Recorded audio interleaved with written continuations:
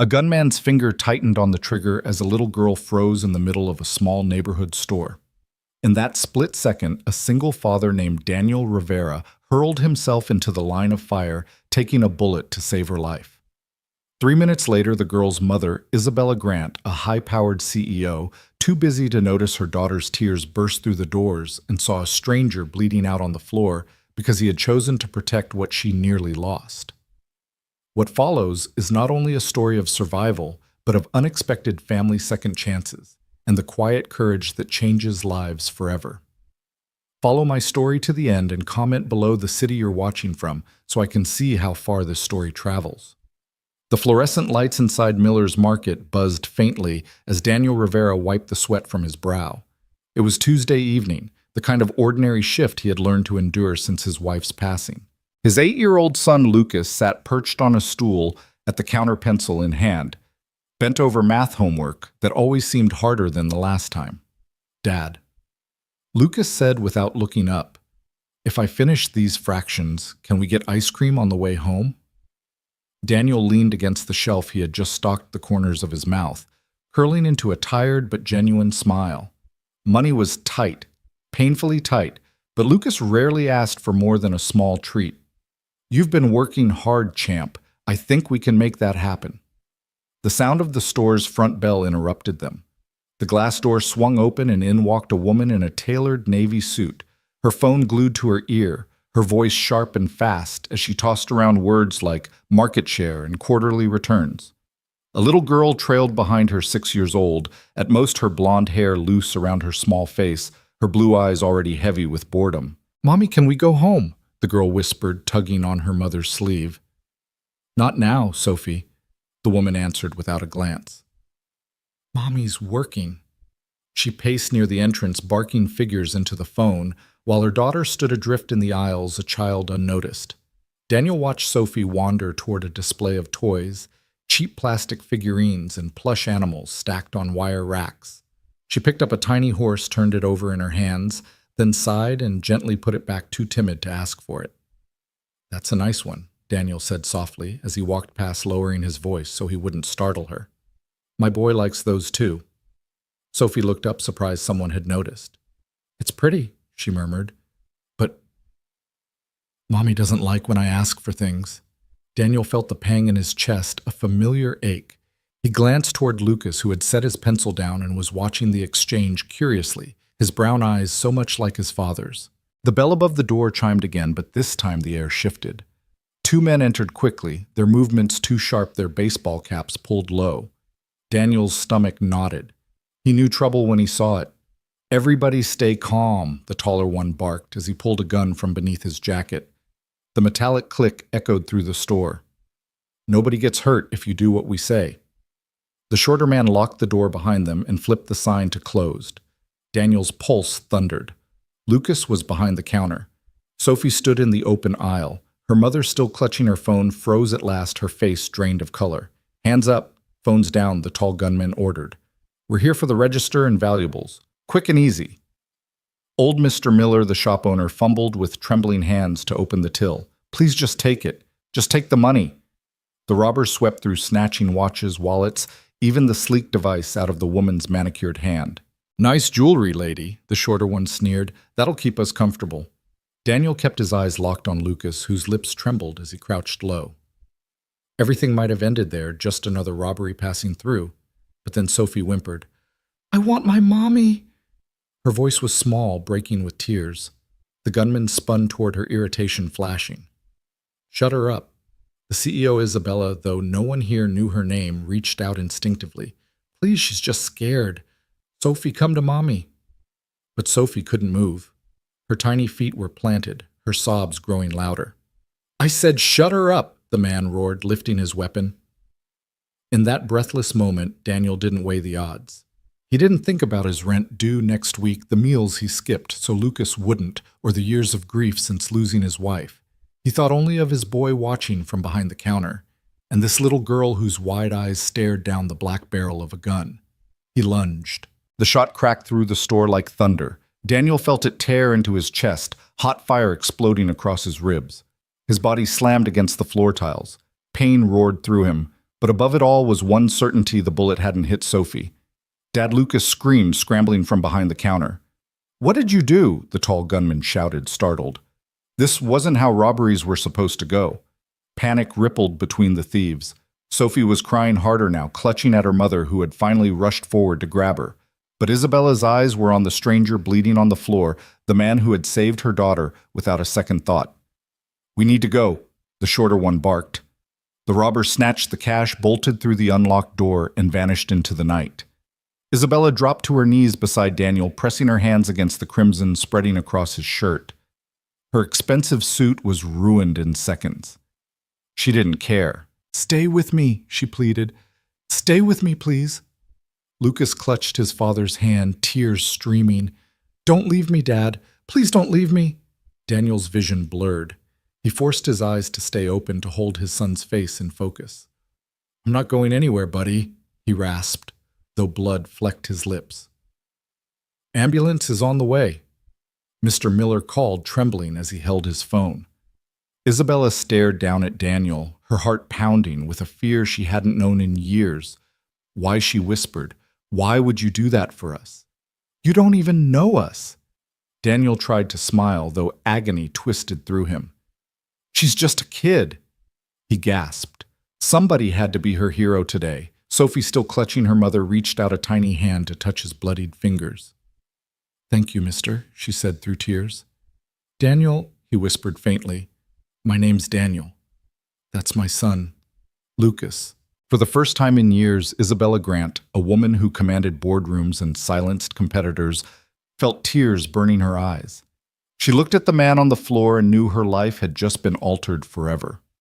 Outside, faint sirens wailed closer.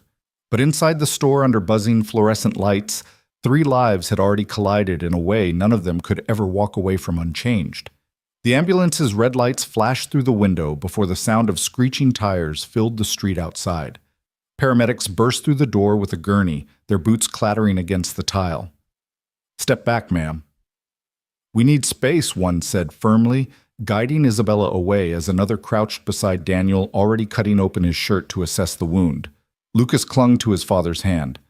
"I'm right here, Dad," he whispered fiercely, as though his small voice could anchor Daniel against the tide pulling him away. Daniel's lips trembled into a faint smile. "Strong." "Just like your mom," he murmured. Then he winced, his body shuddering as the paramedics inserted IV lines and wrapped heavy bandages around his chest. "Gunshot wound to the thorax, possible internal bleeding," one medic called out.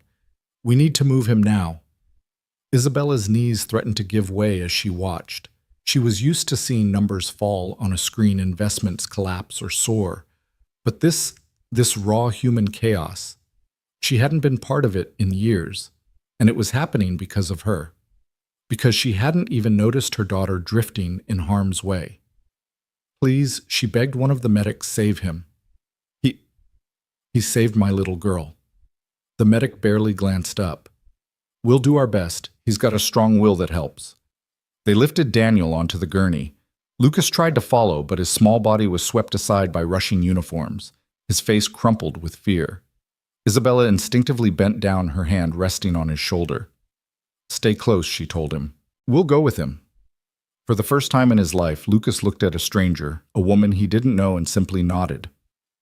The paramedics wheeled Daniel out, the automatic doors flying open to the night. Sirens blared again as they loaded him into the ambulance. Lucas climbed in without hesitation, his small hand still gripping his father's. Isabella hesitated for a moment, torn between pride, fear, and responsibility. But Sophie's arms tightened around her waist, and Isabella knew she couldn't let this boy go through it alone. She climbed in too. The ambulance doors slammed shut, and the vehicle roared into the night. Inside, every second was measured in heartbeats and machine beeps. One medic pressed gauze against the bleeding wound.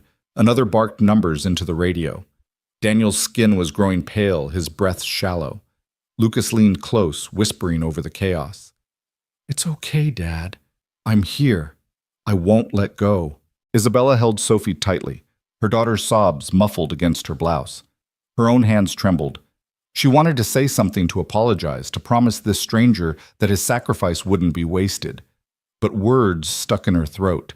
She had spent years commanding men twice her size in corporate boardrooms, but she couldn't find a single word to steady one dying man. At the hospital, the emergency bay doors flew open. Daniel was rushed inside under bright white lights, his gurney swallowed by swinging doors labeled trauma. Lucas tried to follow again, but this time a nurse gently held him back. "You can't go in there, honey," she said softly. "They need to work." Lucas's chest heaved with panic. "But he needs me." "I know," Isabella interrupted gently. She crouched to his level, steadying him with her gaze. "They'll take care of him. Right now he needs you to be brave out here." Lucas's lower lip quivered, but he swallowed hard. "Brave," he repeated as if reminding himself. Isabella glanced down at Sophie, who had gone quiet, now her eyes swollen with tears. She brushed a curl from her daughter's face and then looked back at Lucas. The two children strangers just hours ago stared at each other as if they shared something unspeakable. Hours dragged in the waiting room. The sterile air buzzed with fluorescent lights, every squeak of shoes on linoleum making Isabella's chest tighten. Sophie curled against her mother's lap, asleep at last, while Lucas sat stiff-backed in the chair beside her, clutching a small action figure he'd pulled from his backpack. His eyes never left the double doors down the hall. Isabella shifted, glancing sideways at him. She had built an empire from nothing, invested in global markets, survived hostile takeovers, yet here she was, helpless in a plastic hospital chair, next to an 8-year-old boy with more courage than most men she knew. Finally, the double doors opened and a doctor stepped out. His scrubs were flecked with shadowed stains, his expression grim but not hopeless. "Are you family?" he asked. Lucas leapt up. "I'm his son." The doctor's eyes softened as he looked down. "Then you'll want to know he made it through surgery. The bullet missed his heart by inches, but it caused internal bleeding. We repaired it. He's stable now, but it will be a long recovery." Lucas let out a shaky breath of relief, covering his face with both hands, as though the weight of the world had just slid off his shoulders. "Can we see him?" Isabella asked, her voice breaking despite her effort to keep it even. The doctor nodded. "He's resting. Room 314. Keep it quiet. He'll need sleep." They followed a nurse down the corridor, the floor tiles gleaming under harsh lights. Room 314 smelled faintly of antiseptic. Machines beeped softly around the bed where Daniel lay, tubes running from his arms, his chest bound in white bandages. He looked impossibly small against the expanse of the hospital bed. Lucas climbed into the chair beside him, clutching his father's hand. "I'm here, Dad," he whispered fiercely, tears streaming again. On the opposite side of the bed, Sophie tiptoed forward. In her small hands, she held the toy horse she'd seen in the store, earlier somehow retrieved from the chaos. She placed it carefully on the bedside table. Isabella's throat tightened. "Sweetheart, why did you bring that?" "So he knows I won't forget," Sophie whispered. Isabella pulled her daughter close, her chest heavy with emotion. She had been too busy for bedtime stories, too distracted for playground afternoons. Yet this stranger had shown more attention to Sophie in a fleeting moment than Isabella had in months. And now he lay here because of it. For the first time in years, Isabella Grant, who had built her fortune on being untouchable, felt something crack open inside her, and she realized she couldn't walk away from this man. Not now. Not ever. The steady beep of the heart monitor was the only sound in room 314 that night. Its rhythm filled the silence, a fragile reassurance that Daniel Rivera was still fighting. Lucas sat slumped forward in the chair, his small hand still wrapped tightly around his father's. His eyelids drooped, exhaustion finally winning, but even in sleep his grip didn't loosen. On the other side of the bed, Isabella Grant watched quietly. Her daughter Sophie curled against her shoulder. She had canceled every late meeting, every overseas call, and for once she didn't care about the fallout. Her board could wait. Her investors could wait. Right now, nothing mattered but this room, these children, and the man who had bled to protect her daughter. Hours later, the door creaked open and a nurse slipped in to check vitals. Isabella shifted in the stiff visitor's chair, her back aching from sitting upright for so long. The nurse adjusted Daniel's IV and smiled at Lucas, who stirred awake instantly at the sound. "Your dad's doing okay," the nurse said gently. "Rest is the best thing for him now." Lucas nodded, rubbing at his tired eyes. He promised me he wouldn't leave." The nurse patted his shoulder. "He sounds like a man who keeps his promises." When the nurse left, Isabella leaned forward, lowering her voice. "Lucas, are you hungry? It's been a long night." The boy hesitated. Pride flickered across his features, the same stubborn pride Isabella had seen in countless men who didn't want to look weak.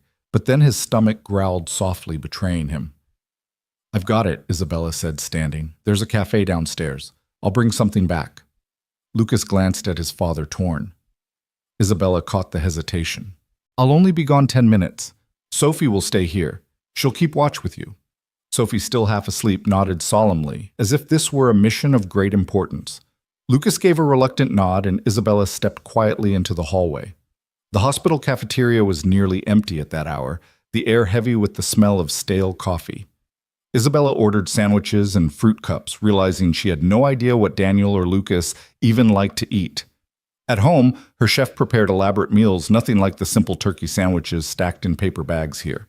She felt oddly small in the fluorescent-lit line, humbled in a way boardrooms had never made her feel.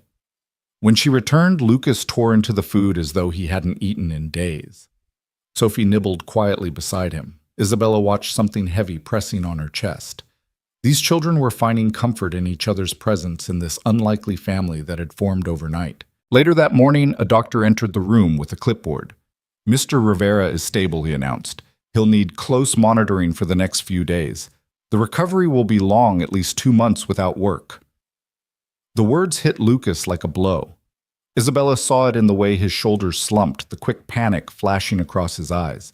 She recognized that look, the silent calculation of bills, unpaid food, uneaten. She had seen it in struggling employees she had once brushed aside. "What about money?" Lucas whispered to himself, not realizing Isabella heard. Her chest tightened. This boy was 8 years old and already carrying the weight of an adult. She opened her mouth to speak, but stopped. She wasn't sure yet what she could promise. But one thing was certain, she would not let them face this alone. That afternoon, when Daniel stirred for the first time, Isabella leaned closer, her voice steady but soft. "You're safe. You're in the hospital." His eyes fluttered open, clouded with pain, but sharp enough to search for one face. "Lucas, I'm here, Dad," the boy said quickly, scrambling forward to squeeze his hand. Relief softened Daniel's expression. He turned slightly, noticing Sophie perched at the edge of the bed, clutching her toy horse. She gave him a timid smile. "Looks like you've got a friend," Daniel whispered to his son. Then his eyes moved to Isabella. She expected blame, anger, even dismissal. Instead, his voice was barely audible. "Thank you for staying." The words left her stunned. She hadn't saved anyone. She had been too distracted to even notice the danger until it was too late. Yet here he was thanking her. "I should be the one thanking you," she said, her voice cracking. "You nearly died for my daughter." Daniel gave the faintest shrug, though it sent pain across his features. Any father would have done the same. But Isabella knew that wasn't true. Not every father, not every man, not every person. Something about his certainty, his complete lack of hesitation, shook her in a way no hostile negotiation ever had. As the day wore on, Isabella found herself helping in ways she never imagined: fetching water, smoothing blankets, distracting Lucas with small games so he wouldn't cry. When evening fell, she even read a picture book aloud, at Sophie's request, her voice unsteady at first, but softening as the children leaned closer. That night, when both kids finally drifted into sleep, Isabella sat back in the chair, staring at the quiet rise and fall of Daniel's chest. She thought of all the years she had spent chasing success, of the countless nights Sophie had begged for her attention, while she'd brushed her off with another phone call. And she realized with startling clarity that this man, this single father with nothing but his son and his courage, had given her a gift she didn't deserve. For the first time in years, Isabella Grant bowed her head and wept in silence. By morning, the hospital's windows wore a film of gray rain threading down the glass in long, patient lines. The city outside moved on delivery trucks grinding their gears, nurses swapping shifts, coffee cups changing hands. But inside room 314, everything narrowed to a bedside and a steady beep. Isabella woke to the stiffness in her neck and the warmth of Sophie's small body curled against her. On the other side of the bed, Lucas had slumped in the visitor's chair, his fingers still laced with his father's. Daniel slept chest rising in careful, painful increments. bandages peeking above the edge of the sheet. Her phone had vibrated through the night with messages board members, her assistant, a client in Singapore threatening to pull a deal if she missed the 9 a.m. call. She silenced them all. She'd built her life on answering everything, on never letting a call go to voicemail. This morning, she let the calls die in the dark. A nurse came in with a quiet smile, checked vitals, wrote numbers on a chart. "He's holding steady," she said. "Pain's going to spike as he wakes more, but he's a tough one." Isabella thanked her, then slipped into the hallway to stretch her legs and clear the fog. The corridor smelled of antiseptic and overbrewed coffee. In a corner lounge, a vending machine hummed beside a microwave with a handwritten sign, "Please do not heat fish." She almost laughed the absurdity of ordinary life in a place like this. Her phone lit again. This time she answered. "Nate," she said when her assistant's voice came on, already tight with anxiety. "Isabella, thank God. You disappeared. The board's reschedule." Everything she said. "Tell them I'll brief them when I can. Today I'm unavailable." There was a beat of stunned silence. The old Isabella would have filled it with explanations, a flurry of directives and promises. The new one didn't. She ended the call and exhaled, feeling for the first time in months like she'd made a choice that wasn't about power. When she returned, Lucas was awake, hair sticking up, face creased with chair lines.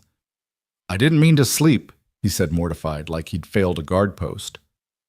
"You stood watch," Isabella said gently. "Even heroes have to blink." He stared past her at Daniel, and something in his expression shifted from fear to focus. "He hates oatmeal," Lucas blurted like he'd just remembered a code. "But he likes eggs and hot sauce. He pretends he doesn't, but he puts it on everything." "I can work with that," Isabella said, a smile tugging despite the ache in her chest. "Let me hunt down some breakfast that isn't a vending machine tragedy." By the time she came back, balancing a tray, scrambled eggs, toast, a small bottle of hot sauce she'd bartered from a sympathetic cafeteria cook, Daniel's eyes were open, cloudy with pain, but very much alive. He turned his head toward Lucas first. Relief loosened something in Isabella's ribs. "Hey," Daniel rasped. "Dad," Lucas said, breathless. "You scared me." "Scared myself too," Daniel murmured, a flicker of humor crossing his face. Then he saw the tray. "If that hot sauce is for me, you're an angel." "Devil sometimes," Isabella said, before she could stop herself. "But today I'll accept the promotion." He studied her like she was a puzzle. "You stayed." "I did." She kept her voice even. "If you hadn't, my daughter wouldn't be here." Sophie, who had been hovering like a hummingbird, piped up. "I brought you the horse so you won't forget." She pointed to the plastic toy on the bedside table. "Her name is Star," Daniel repeated as if tucking it away. "Thanks, kiddo." The door opened and a man with salt and pepper hair stepped in, a badge clipped to his belt, not a stethoscope. "Detective Armand," he said, offering a nod that took in everyone in the room with careful calm. "I'm here to take statements about the robbery." "Mr. Rivera." "I won't take much of your time." Daniel's jaw tightened, but he nodded. "I can talk." Armand stood by the bed with a small notebook. "You intervened when the suspect pointed the firearm at the child." "He was going to shoot," Daniel said simply. There wasn't time. Armand's pen paused. A flicker of respect maybe crossed his face. "Description matches both suspects we've been tracking. We pulled some street cam footage. We think we know where one ran. The store's owner will get a call to retrieve security video." He glanced at Isabella. "Ma'am, are you the child's mother?" "Yes," she said. Her voice was steady. Inside, guilt churned. "I was on my phone. I didn't see the signs." Armand's expression softened. "Most folks don't see trouble until it climbs on the counter. You were lucky, more than lucky." He looked at Daniel again. "Media may call this a Good Samaritan story. That's your choice. We can shield your name for a while, but it tends to get out." Daniel's eyes slid to Lucas. The boy bristled at the thought of strangers intruding. Isabella caught it too. She cleared her throat. "Detective, if statements are needed, route them through me." Armand raised an eyebrow. "And you are Isabella Grant." She watched the flicker of recognition. Her last name traveled with rumors and Forbes articles. "I'm involved," He nodded slowly. Understood. We'll be in touch. When the detective left, the room felt different. Outside forces had acknowledged what happened, stamped it in ink. Inside, nothing changed. A father lay in pain. A boy refused to let go of his hand. A woman tried to earn in small ways a debt she couldn't name. Around noon, Dr. Morales came in with a tablet, his calm demeanor anchoring the room. "How's the pain?" he asked. "Like a truck parked on my chest," Daniel said. "But I can breathe. Progress." Morales tapped notes. "We'll manage pain carefully. No lifting, no sudden movements. We'll start you on incentive spirometry. Deep breaths to prevent pneumonia. Walking a few steps with assistance tomorrow if your vitals stay stable. Home in a week maybe if we keep winning the small battles. No work for 8 weeks minimum. 8 weeks. The words thudded in the air. Lucas flinched. Isabella watched the calculation bloom behind his eyes again. Rent, groceries, school supplies. Daniel didn't look at his son. He stared at the ceiling like it might offer solutions carved into tile. Morales continued, oblivious to the math bleeding the room dry. "We'll have a social worker stop by about discharge planning, physical therapy referrals, home care instructions. Do you have family nearby?" "Just us," Daniel said. "Me and my boy." Morales nodded with the practiced compassion of a man who'd heard 1,000 variations of the same story. "We'll make sure you're set up as best we can." He glanced at Isabella and Sophie, curiosity crossing his features. "You have good friends," he said to Daniel. "That helps." After he left, quiet settled. Rain thickened against the windows. Lucas stood suddenly anxious and paced to the small bathroom and back, as if motion itself held the walls up. Isabella rose and crossed to him. "Lucas," she said softly, "do you trust me enough to let me help?" He didn't answer right away. He was 8, but in that moment he wore the brittle armor of someone twice his age. "We're okay," he said automatically. The script of pride. She nodded, honoring it. "Then let me do things that don't mean you're not okay. Breakfast, homework help, keeping Sophie quiet when your dad needs sleep. Little things." He studied her like he weighed contracts. Slowly he nodded. "He likes his eggs with the hot sauce on the side," he said, the concession of a general handing off a flank. "And he gets cold fast. The blanket doesn't stay." "I can fix blankets," she said. "I'm excellent at blankets." That afternoon, she sent her driver home with a furious list: sweatshirt, soft socks, a decent pillow, real coffee, a fleece throw that didn't scratch. When the bag arrived, Lucas unpacked it with ceremonial care, arranging things with a focus that steadied him. He draped the fleece just right. Daniel's shoulders relaxed a fraction. Sophie colored at the tray table, tongue between her teeth. When she finished, she held up a drawing, 4 stick figures holding hands, a sun grinning overhead. She'd written their names in wobbly letters. Sophie, Mommy. Lucas, Daniel. "Is that a picnic?" Daniel asked, lips twitching. "It's us," she said earnestly. "We're happy." Lucas stared at the page. His eyes shone, but he didn't say anything. He just looked at his dad, then at Isabella, and then to Sophie's delight he added a dog in the corner. Evening laid down a deeper gray. Hospital sounds grew softer, more intimate, a cart rolling past a lullaby of monitors. A volunteer stopped by with a basket of paperbacks and puzzle books. Lucas chose a word search like he'd just been handed a mission dossier.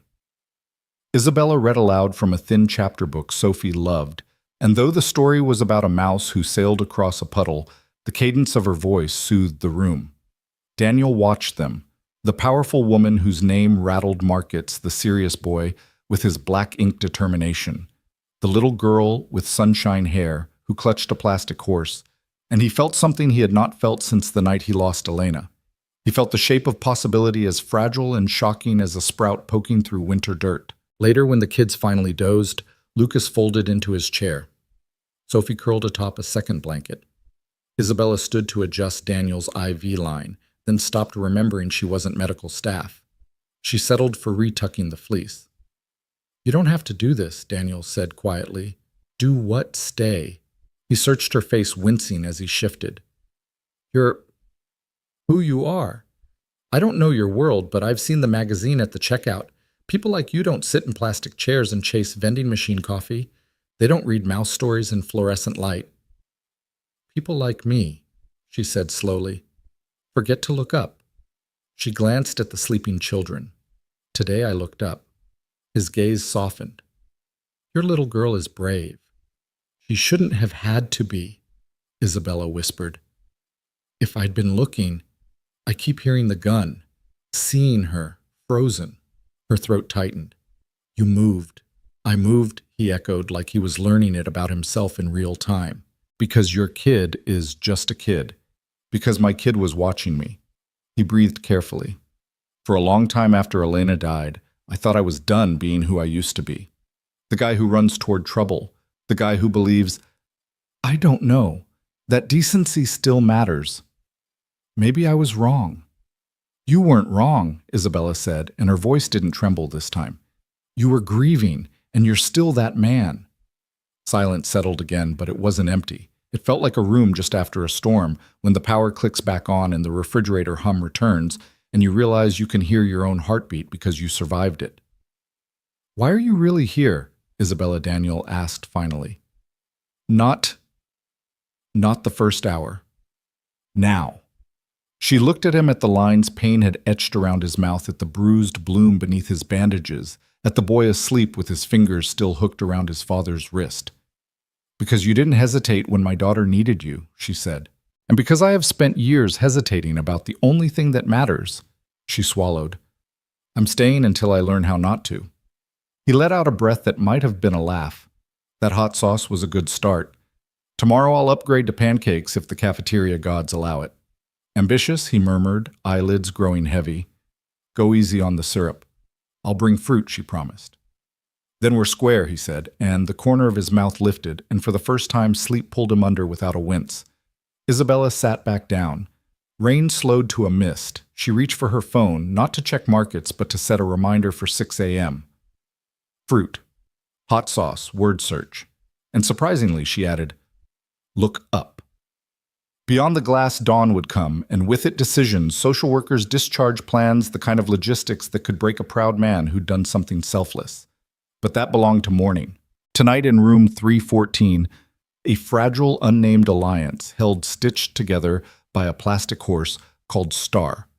A fleece blanket tucked just right, and the promise of pancakes no one had eaten together yet. Morning sunlight broke through the storm, spilling across the hospital floor in fractured stripes. It was the kind of light that carried no warmth, sterile pale, but inside room 314 it felt like a small mercy.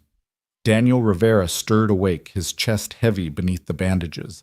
But this time he didn't wince immediately. Progress, he thought dimly. Beside him, Lucas was already awake, hair sticking in every direction, a word search balanced on his knees. He had circled only 3 words, the rest untouched. His eyes kept drifting back to his father, as if making sure each rise and fall of breath continued. You're supposed to find words, not stare holes through me, Daniel rasped. Lucas's lips twitched into a smile. Found one. Brave. Daniel blinked, throat tightening.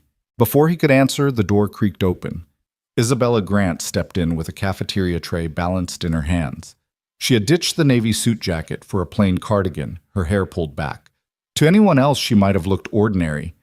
But to Daniel, there was something almost startling about seeing a woman of her stature carrying styrofoam cups and a paper bag. I come bearing pancakes, she announced softly, glancing at the monitors. And fruit, because apparently that balances the syrup. Lucas perked up. You remembered I promised, didn't I? Isabella set the tray down, pulling out small cartons of orange juice and a container of strawberries. Sophie trailed in behind her, dragging a coloring book and waving cheerfully at Daniel. Morningstar's dad, she chirped, pointing at the toy horse perched on the bedside table. Daniel chuckled weakly. Morning, kiddo. Hope Star slept better than I did. She did, Sophie said solemnly, plopping onto the visitor's chair beside Lucas. She opened her coloring book and began shading in a lopsided rainbow. Isabella helped Lucas divide pancakes onto paper plates, then poured coffee into the styrofoam cups. She slid one toward Daniel. It's not gourmet, but it's hot. Daniel eyed it, lips curving. Never thought I'd see the day a Forbes cover girl poured me burnt cafeteria coffee. Don't remind me of that photo, Isabella muttered, embarrassed. The stylist insisted on red lipstick. I looked like a vampire. Lucas snickered, and for a moment the tension broke. The room filled with ordinary sounds, a fork clinking. Sophie humming as she colored Isabella, blowing on her coffee to cool it. It almost felt like family, but reality pressed back soon enough.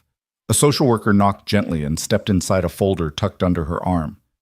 Mr. Rivera, Ms. Grant, she said, acknowledging both with a polite nod. I'm here to discuss discharge planning. Daniel stiffened. Already I can barely sit up. It's standard, the social worker said kindly. We prepare early. You'll need weeks of recovery. No lifting, no work. You mentioned last night you're the sole provider. Daniel's eyes flicked to Lucas, then away. Yeah, just us. The social worker opened her folder. We can explore temporary assistance, disability coverage, food programs, community outreach. But approval takes time, and honestly, it may not cover everything. Lucas's jaw clenched. Isabella saw it. Saw the boy already calculating which meals to skip, which bills could be delayed. She felt something twist deep inside her. She thought of the penthouse she rarely slept in, the guest house sitting empty, the boardroom battles she once believed defined survival. Thank you, Daniel said quickly. His tone was firm pride, stiff in his spine despite the pain. We'll manage. The social worker hesitated, then nodded. I'll leave resources anyway. She placed the folder on the bedside table, gave Lucas a gentle smile, and slipped out. Silence settled. Lucas stared at the pancakes like they'd turned to stone. Daniel closed his eyes, his face drawn tight, the lines of a man already rehearsing sacrifices. Isabella broke the silence. You don't have to do this alone.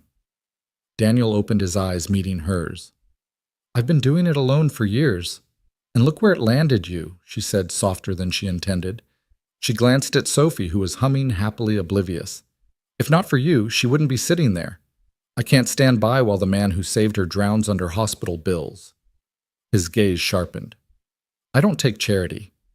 This isn't charity, Isabella replied, holding his eyes. This is gratitude. This is friends helping each other. Lucas looked between them, torn hope flickering but smothered by his father's stubbornness. Dad, he started.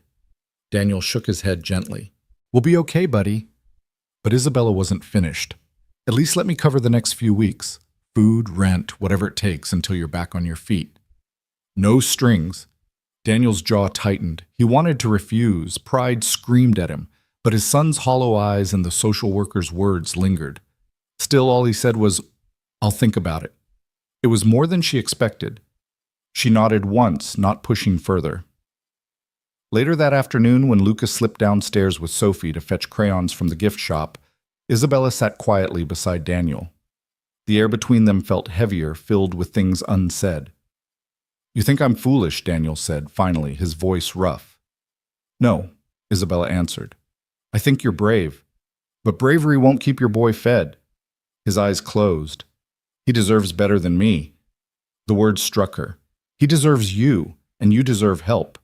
Let me prove it. For the first time, Daniel didn't argue. He just looked at her, exhaustion softening his resistance, and whispered, Why do you care? Isabella hesitated, then said the truth. Because last night when you bled on that floor, I realized I've spent years chasing everything that doesn't matter. You reminded me what does. Daniel's eyes searched hers. Something unspoken passed between them, fragile but undeniable. Then the children barreled back into the room, laughing about crayons, and the fragile moment dissolved. But it lingered tucked beneath the surface, waiting. The days that followed blurred into a rhythm of antiseptic mornings and sleepless nights. The hospital became a world of its own, nurses, wheeling carts, monitors, humming muted announcements over intercoms. For Daniel Rivera, every hour was marked by the effort of breathing, by the dull ache of healing bones and tissue. For Lucas, every hour was measured in waiting, in watching, in making sure his father's hand never felt empty. And for Isabella Grant, time bent in ways she hadn't known possible. She had once lived by clocks and calendars, carved her life into 15-minute meetings. Now she found herself sitting quietly for whole afternoons, Sophie's head in her lap, while Lucas worked on homework across from her and Daniel dozed fitfully. She was changing, and she knew it. One evening, she arrived with dinner that hadn't come from the cafeteria. Instead of styrofoam containers, she carried paper bags filled with roasted chicken, fresh rolls, and vegetables sautéed in garlic. She set them down on the small table near the bed. "Smells like heaven," Daniel murmured, stirring awake. "It's from a restaurant down the block," Isabella explained. "Figured you'd appreciate something that doesn't taste like cardboard." Lucas's eyes lit up at the sight of real food. Sophie clapped her hands. The children dove in eagerly, and Isabella sat back watching them. Daniel raised an eyebrow at her. "You're spoiling us." "You saved my daughter," she said simply. "Consider this. Interest on the debt." He shook his head, half amused, half stubborn. "If I keep accepting this kind of help, I'll forget how to stand on my own." Maybe she countered softly, "You were never meant to stand alone." The words hung between them, heavier than she expected. Daniel looked away, focusing on his son tearing into bread. His silence wasn't rejection, it was fear. Later that night, after the kids had fallen asleep in mismatched chairs, Isabella found herself walking the quiet corridor with Daniel's doctor. "He's strong," Dr. Morales said, "but recovery will be slow, 2 months minimum. No lifting, no heavy work. He'll need stability, patience, support." "Support?" Isabella repeated, as if testing the word on her tongue. "You're his employer," the doctor asked. She hesitated. "No, I'm his friend." Dr. Morales gave her a curious glance, but didn't press. "Then he'll need you, friend or not. Men like him, they try to carry everything until they break again. Help him share the weight." That night, Isabella couldn't sleep. She sat in the corner chair Sophie curled against her chest, listening to the rhythmic beeping of the heart monitor. Daniel shifted restlessly in his sleep, his brow furrowed. Lucas stirred too, whispering in a dream, "Don't go, Dad." Isabella's throat tightened. These two had built a life from scraps bound by love and determination. They were strong, but one wrong gust could topple everything. She resolved in that moment that she wouldn't let them fall. The next morning, she acted on that resolution. After dropping Sophie at school, Isabella called her assistant. "Cancel the London trip. Clear my calendar for the next week." "And no, I don't care what the board thinks." "But Ms. Grant—" "Tell them I've made an investment," she interrupted. "The most important one of my life." Back at the hospital, she brought books for Lucas puzzles for Sophie and decent coffee for herself and Daniel. Lucas devoured the puzzles. Sophie chattered happily while coloring. For the first time, the sterile room felt less like a ward and more like a strange makeshift home. But cracks still showed. One afternoon, when Isabella returned from a phone call, she found Lucas hunched by the window, his face pale. "What's wrong?" she asked. He turned eyes glassy. "I heard the nurses talking. They said Dad won't be able to work." "That means no money." His small fists clenched. "I can't let us lose the apartment. I'll do something." "Lucas?" She cut in gently, kneeling before him. "You're a child. It's not your job to carry this." Tears spilled down his cheeks, hot with shame. "But who else will?" Her chest ached. Without thinking, she pulled him into a hug. He resisted at first, stiff and embarrassed, but then he broke shoulders, shaking against her.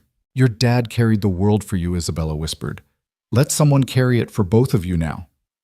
When Daniel woke later, she didn't mention Lucas's breakdown.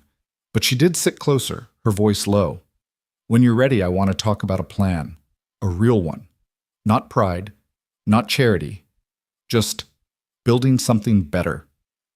Daniel met her gaze, his eyes weary but steady. Why, he asked again the same question he had whispered before. This time she didn't hesitate. "Because you saved more than Sophie's life that night. You saved mine. I'd forgotten what mattered. You reminded me." Silence stretched, but it wasn't empty. Daniel looked at her a long moment, then closed his eyes, not in dismissal, but in surrender to the truth she spoke. The children slept easy that night, Sophie clutching her toy horse Lucas with a puzzle book on his chest.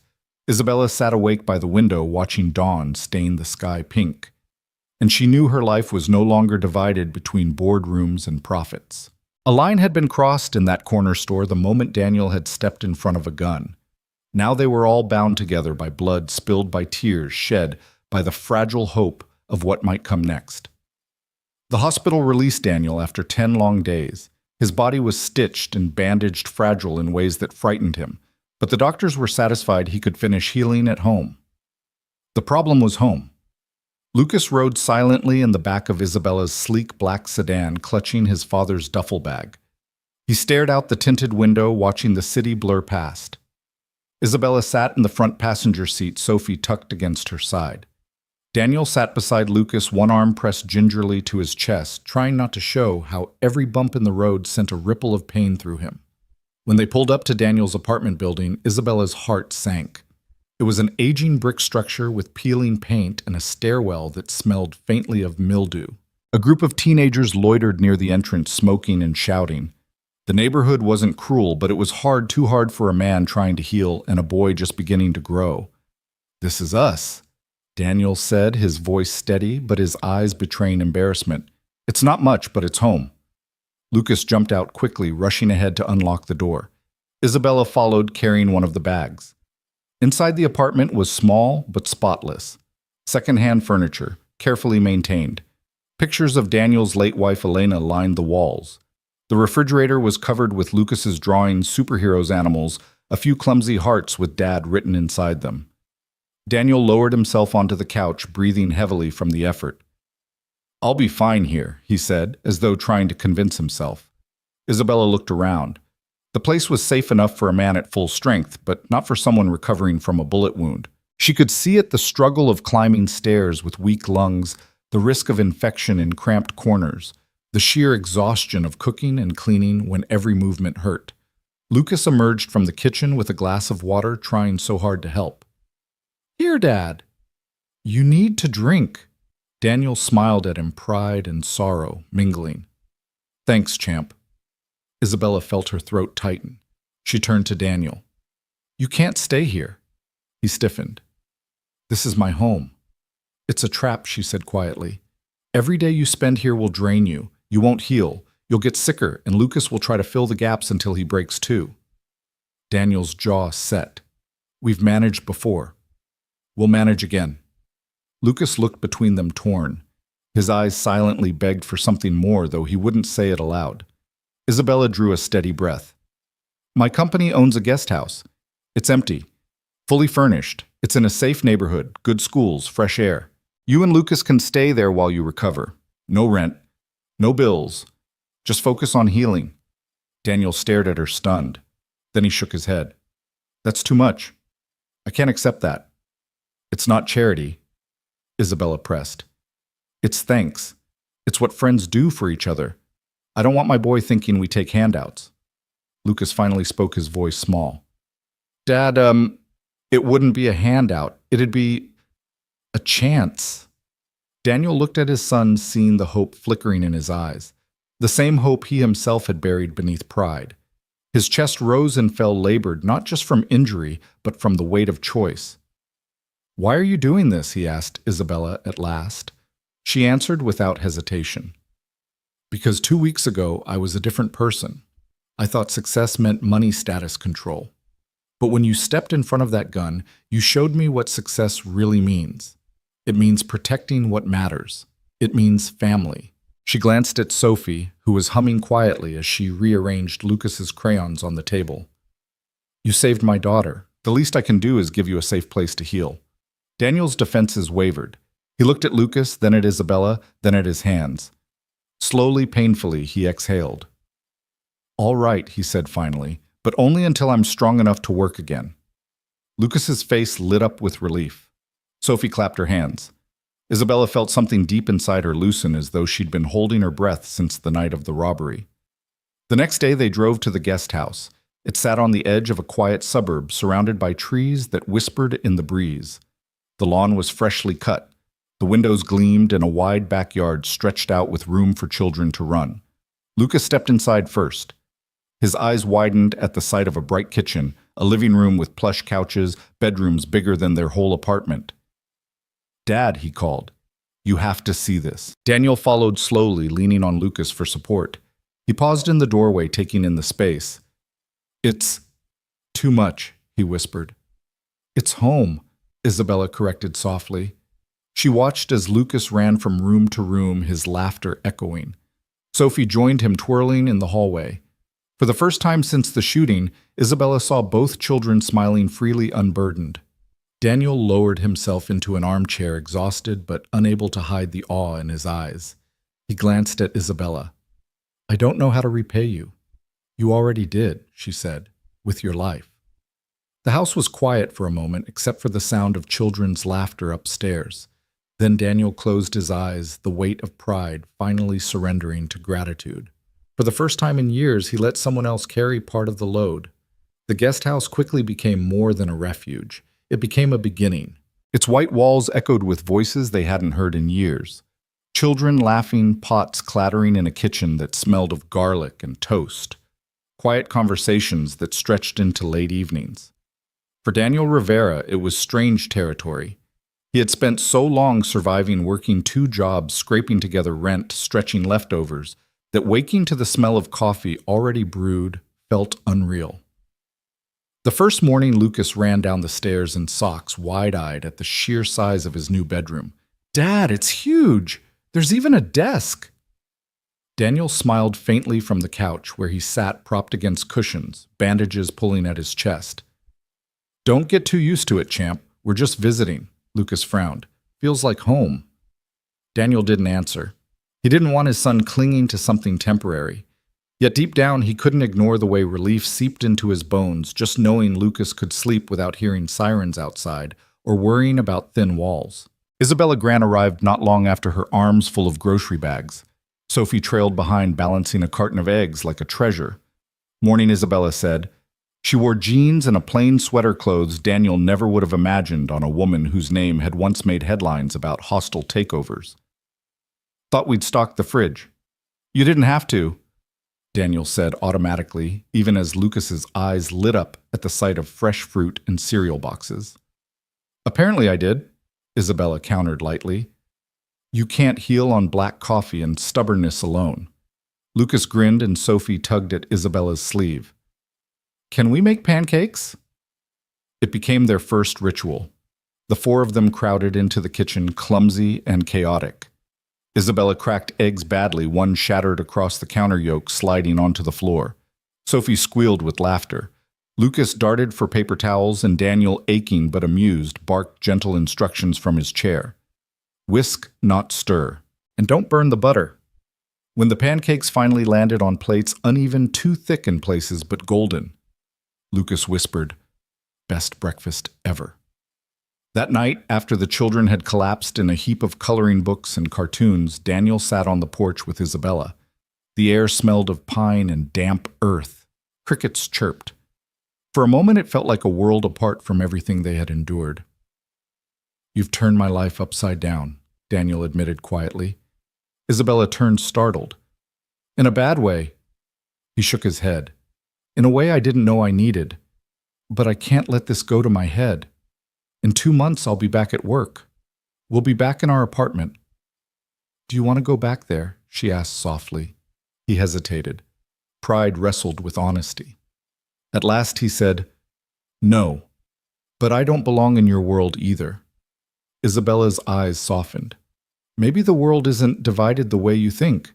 Maybe there's space between space we could share." Daniel didn't reply. The idea scared him more than bullets did. The next day, Isabella left work early for the first time in years. She picked Sophie up from school and drove her straight to the guest house where Lucas was already outside tossing a ball against the side wall. "Catch!" he shouted, and Sophie chased after the rebound, her laughter ringing like bells. Isabella stood beside Daniel, who had made his slow way to a lawn chair. Watching their children play together, she whispered, "They act like they've known each other forever." "Kids don't build walls the way we do," Daniel said. "They see what's in front of them. That's enough." Over the following weeks, Isabella found herself returning night after night. She learned to cook simple meals, sometimes under Lucas's tutelage. She helped with his homework, though he often corrected her math. Daniel, limited but restless, sat with Sophie to read storybooks, his voice low and steady. Slowly, a rhythm grew. Dinners together, shared chores, evenings spent with puzzles or board games. One Saturday, Sophie drew another picture. This time it wasn't stick figures. It was a house, 2 children and 2 adults standing side by side. Above it, in crooked letters, she wrote, "Our family." Daniel stared at it for a long time. Lucas' cheeks flushing added a small sun in the corner. Later that evening, as the children fell asleep on the couch during a movie, Isabella and Daniel quietly draped blankets over them. Their hands brushed lingered. For a heartbeat, both froze. Daniel pulled back, first clearing his throat. "Thank you," he murmured, "for giving my boy something I couldn't." "You give him everything," Isabella said, fiercely. "I just—" reminded him to smile. The unspoken truth sat heavy between them. This wasn't just gratitude anymore. It was something neither dared name, not yet. And though Daniel still told himself the guest house was temporary in his heart, he feared what would happen if leaving meant breaking the fragile, unexpected family they had begun to build. The weeks stretched into something Daniel could only describe as strange peace. Mornings no longer began with the shriek of an alarm clock before a double shift. Instead, he woke slowly on the couch or in the soft bed upstairs, bandages snug against his ribs to the sound of children giggling down the hall. On one such morning, Daniel shuffled into the kitchen, moving carefully, hand-pressed to his chest. He found Lucas and Sophie perched at the counter, whispering conspiratorially, while Isabella Grant attempted French toast. Attempted being the key word. Smoke curled from the skillet. "Is it supposed to be that dark?" Sophie asked innocently. "It's caramelized," Isabella insisted, though her cheeks flushed. Daniel leaned on the doorframe, a smile tugging despite the pain. "Smells like you're waging war with breakfast." Lucas lit up at the sight of him. "Dad." "We're making food so you don't have to," Daniel limped forward, lowering himself onto a chair. He studied Isabella as she frowned at the skillet. Here was the woman who once commanded mergers worth millions, who had reporters waiting outside her office. Yet she stood here, sleeves rolled up, trying to cook for a boy who wasn't hers, and failing spectacularly. And somehow, it was the most beautiful sight he'd seen in years. "You'll burn down the house," Daniel teased. "Don't tempt me," Isabella shot back, though her eyes softened when she glanced at him. "We're learning." After the chaos of breakfast, the children rushed outside to play, their voices drifting through the open window. Daniel sat with Isabella at the table, steam curling from their coffee cups. "You keep showing up," he said after a moment. She tilted her head. "Would you rather I didn't?" "No," he admitted. "But why? You've got a company to run. 1,000 things more important than us." She shook her head. "That's where you're wrong. For years I thought boardrooms and quarterly gains were everything. Then you stepped in front of that gun. You showed me that all the money in the world means nothing if I can't keep my daughter safe. You reminded me what I was missing." Daniel's jaw tightened. "I didn't do it to change you. I just couldn't let that little girl suffer." "I know." Her voice softened. "And that's exactly why it changed me." Silence stretched between them, filled only by the distant laughter of the kids outside. Later that day, Lucas and Sophie dragged a blanket into the backyard and announced they were hosting a family picnic. They piled sandwiches, juice boxes, and cookies onto paper plates. Isabella sat cross-legged, Sophie leaning against her side, while Daniel carefully lowered himself onto the blanket with Lucas's help. "Dad, you okay?" Lucas asked, eyes full of worry. Daniel ruffled his son's hair. "I'm fine. Just slow." The children chattered and shared cookies, their joy spilling into the warm afternoon. Daniel found himself laughing, really laughing for the first time since Elena died. Isabella laughed too, her head tilted back, sunlight catching in her hair. For a fleeting moment, it felt like this wasn't borrowed time. It felt permanent. But when evening came and the children curled up on the couch to watch a movie, reality seeped back in. Daniel shifted carefully into the armchair, his hand absently tracing the scar beneath his shirt. "You can't carry us forever," he said quietly without looking at Isabella. She turned toward him. "Who says I'm carrying you?" "Maybe we're carrying each other." He met her eyes, something raw flickering there. "Lucas needs stability. I can't let him believe this is forever." "Why not?" she challenged softly. "Because what if it's not?" His voice cracked. "What if I let him hope for something I can't give?" Isabella's throat tightened. She wanted to argue, to tell him he was wrong. But she also knew fear when she heard it. Fear of failing the person you loved most. She had lived that fear too, though in her case it was Sophie she had neglected with absence, not poverty. Instead of arguing, she reached across the armrest, her fingers brushing his. Maybe forever isn't built all at once. Maybe it's built in days. One breakfast, one picnic, one bedtime story. And then suddenly you look back and forever has already started. Daniel stared at her hand, then at her face. Slowly he let his fingers twine with hers. The children giggled on the couch, oblivious, wrapped in blankets and cartoons. Outside, the evening sky burned orange and gold, a promise painted across the horizon. And for the first time, Daniel allowed himself to imagine it, the possibility that forever wasn't a dream. It was right here in this house with these people already unfolding around him. By the time the maples out back had traded their bright green for a deeper summer shade, the guest house had a heartbeat of its own. Mornings began with the thud of little feet on the stairs, the hiss of a skillet. Daniel's careful breaths as he tested how far his ribs would let him reach before pain pulled him back. On the 10th morning of that strange peace, he stood at the open kitchen window with a mug of coffee and watched Lucas and Sophie race through wet grass, their sneakers sticking dark prints to the earth. Isabella slipped in beside him, shoulder to shoulder, smelling faintly of citrus and printer ink.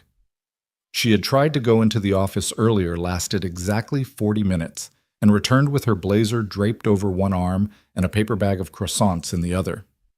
"You look almost human," Daniel teased. "Don't tell the board," she said, smiling. "They prefer me immortal." He lifted the mug. The steam washed his face.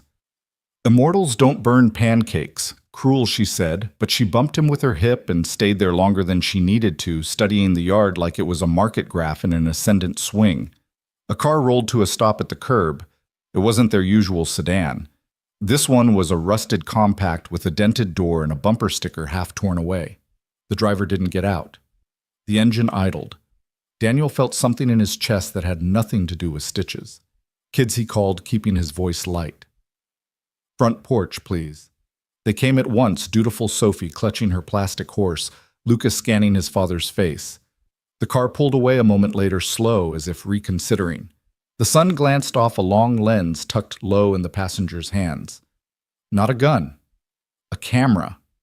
Isabella saw it too. The smile vanished from her mouth.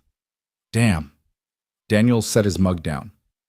"You expecting paparazzi?" "No," she said, jaw tightening. "But I'm learning I invite them even when I don't." "Because you're you," he said flatly. "Because someone leaked." She pulled her phone from her pocket and stabbed at a headline.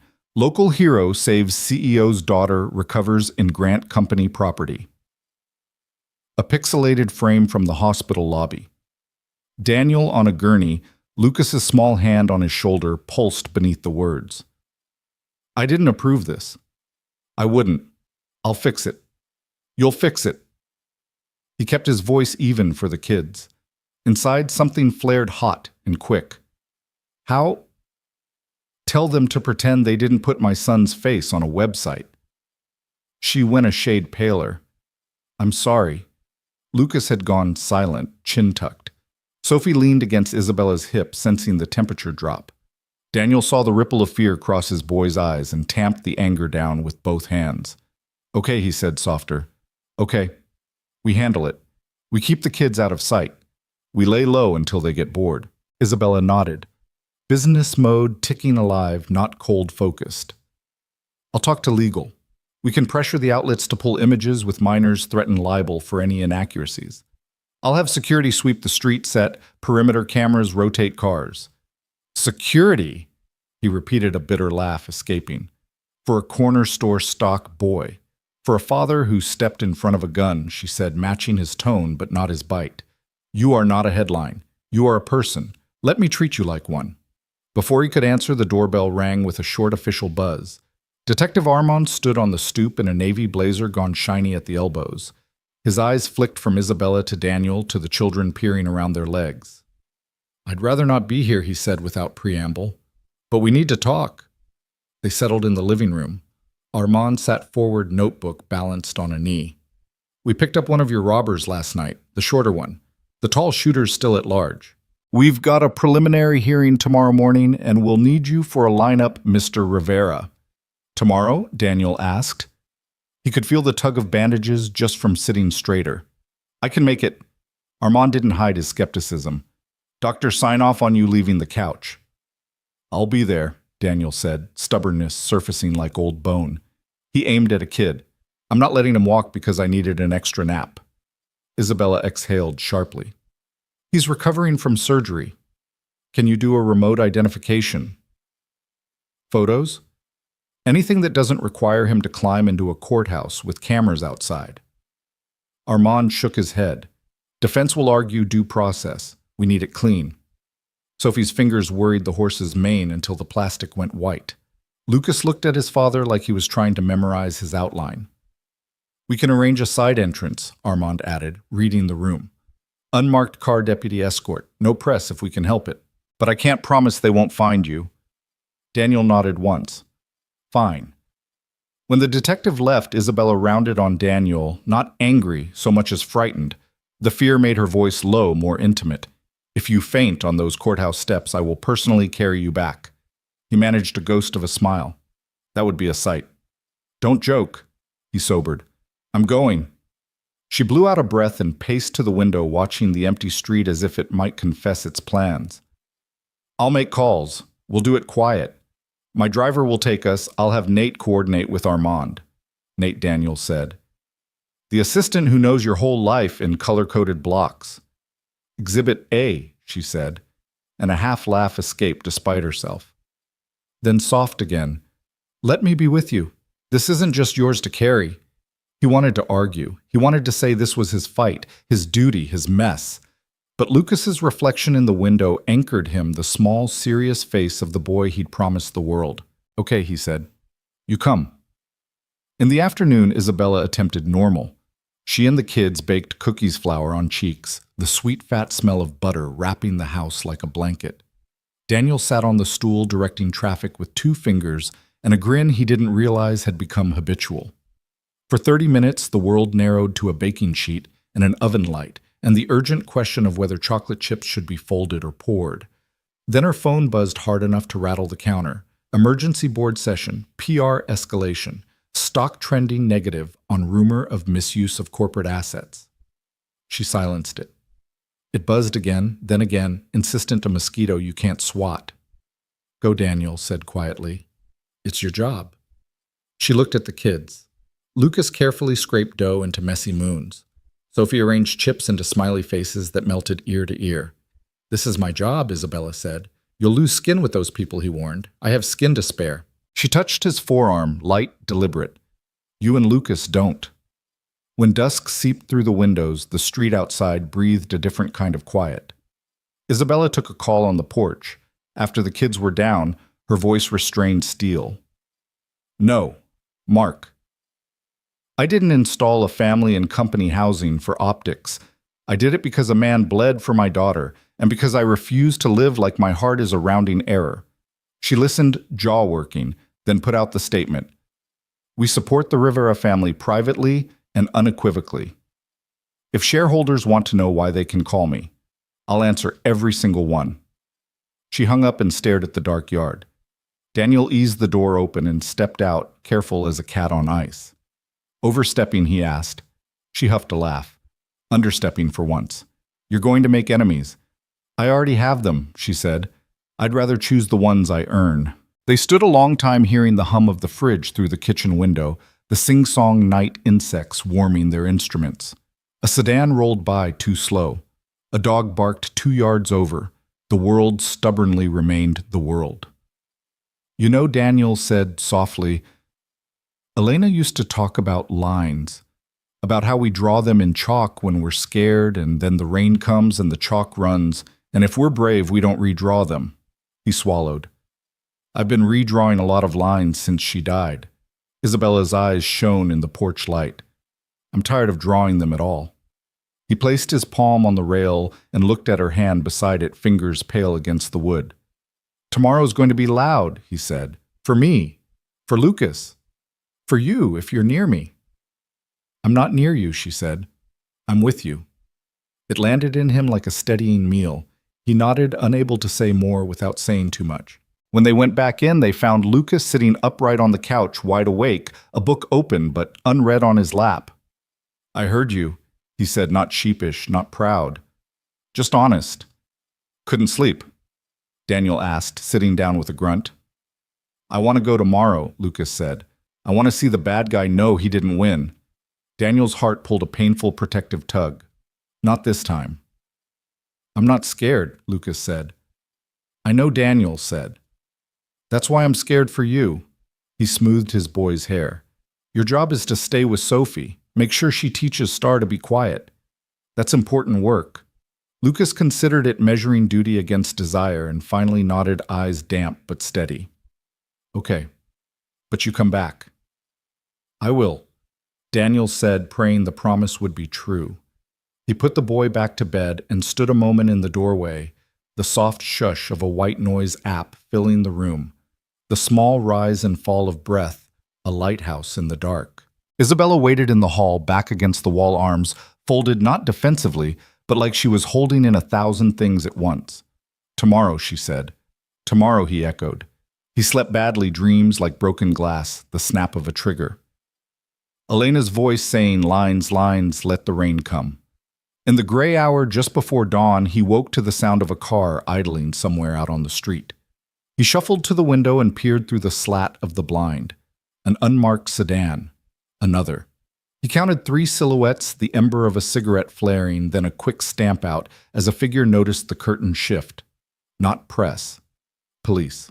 Armand keeping his word.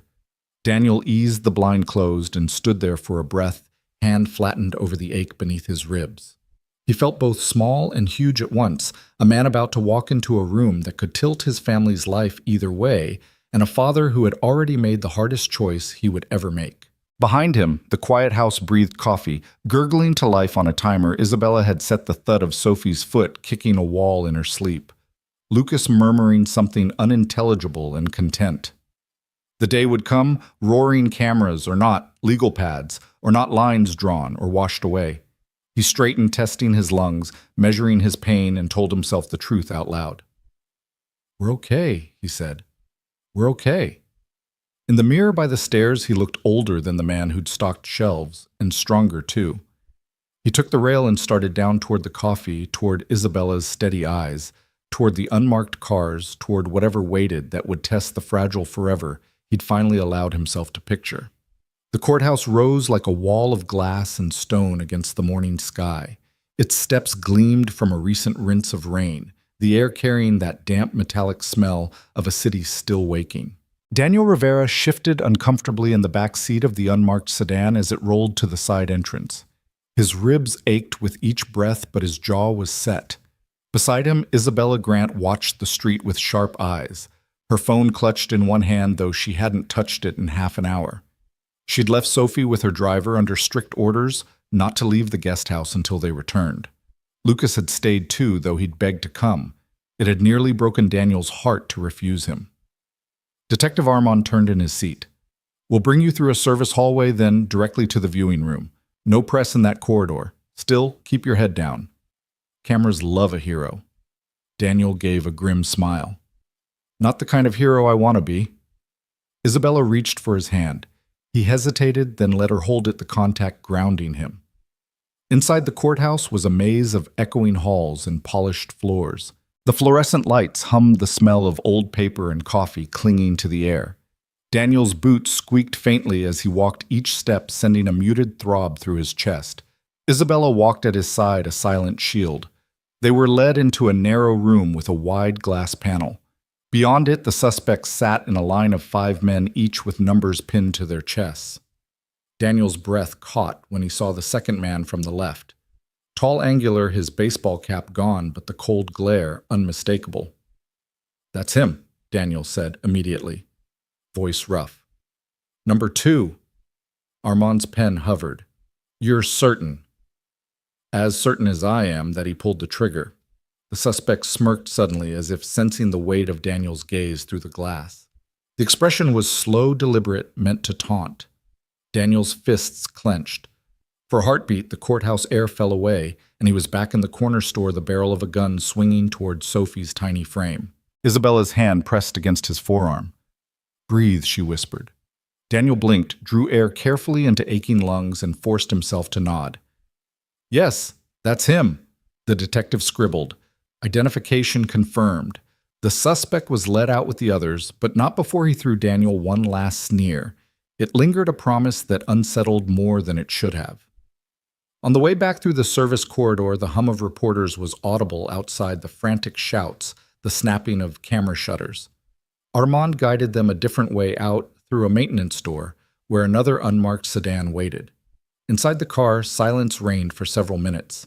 Daniel's pulse was still hammering his chest tight. You did it, Isabella said at last. Her voice was gentle but firm, anchoring. Doesn't feel like it, he muttered. Feels like I painted a target bigger on my back. You didn't, she countered. You drew a line, and you stood on the right side of it. He looked at her weary but grateful. You always have a way of saying things like you're certain, even when I'm not. She smiled faintly. That's because I need you to believe what I already know. When they returned to the guest house, Lucas ran out onto the porch, his small frame braced with determination. Did you find him? Daniel crouched, slowly wincing. Yeah, champ, we found him. Did he see you? Daniel hesitated. Doesn't matter. What matters is he won't hurt anyone else. Lucas nodded, though his eyes searched his father's face for cracks. Then he wrapped his arms tight around Daniel's waist, careful of the bandages. You kept your promise. You came back. Sophie clutched Star the horse and whispered, Thank you, Mr. Daniel. Daniel swallowed the lump in his throat and ruffled both their heads. It's all right now. We're together. That night, Isabella sat on the back porch with Daniel. The stars were faint above the suburban glow, but the air was clear. She handed him a cup of tea, then sat quietly until he finally spoke. When Elena died, I told myself I was done risking anything. I thought if I kept my world small, if I just worked and raised Lucas, maybe I could keep us safe. Then that night at the store, his voice faltered. He stared into the tea like it held answers. I didn't even think. I just moved. And now, I don't know what comes next. Isabella leaned closer. What comes next is healing. What comes next is family. If you'll let it. He turned his head, met her eyes. Something unspoken burned there, gratitude, fear, longing. You really think someone like me belongs in your world? She shook her head. No, I think I finally belong in yours. Daniel let out a slow breath, the tightness in his chest easing not from medicine but from her words. For the first time since the bullet tore into him, he felt the faintest glimpse of a future that wasn't just survival. And as the night deepened, with the children asleep inside and the stars scattered faintly above, he allowed himself to believe it might be true. 2 weeks after the courthouse lineup, the house had settled into a rhythm that felt alarmingly like permanence. Morning sunlight streamed through lace curtains, pooling across the hardwood floor, as Lucas and Sophie argued over who got to feed the neighbor's cat that had taken to wandering into the yard. Daniel sat at the kitchen table with a crossword puzzle, glasses slipping down his nose, ribs still aching but healing. Isabella arrived late that morning, her phone tucked away her briefcase left in the car. She carried only a bag of groceries and the kind of smile Daniel had begun to rely on more than he dared admit. You're late, Daniel teased. Lucas almost had to burn the toast without you. Correction, Lucas piped up. I perfected the toast. He lifted a slightly charred slice, like a trophy. Sophie giggled, covering her mouth. It's black on the bottom. Daniel chuckled, the sound breaking into a cough he tried to disguise. Isabella's gaze darted to him instantly, concern flashing across her face. Don't look at me like that, he said, waving a hand. Doctor says coughing's normal. Normal doesn't mean painless, she countered, setting the groceries down. I brought ginger tea. Helps. Lucas smirked. She's bossier than the nurse. Get used to it, Daniel muttered, but his eyes softened as he watched Isabella move through the kitchen with ease that surprised them both. The children bolted outside after breakfast, leaving the adults in rare quiet. Isabella lingered at the table, her hand brushing Daniel's crossword absent-mindedly. You ever thought of going back to school? She asked suddenly. He blinked. School night classes, maybe? You've got a good mind. You could manage something beyond stocking shelves. Daniel gave a low laugh. You really think a guy who can barely keep up with his son's homework is going to sit in a classroom again? "I think," she said, carefully, "you underestimate yourself." The conversation stuck with him.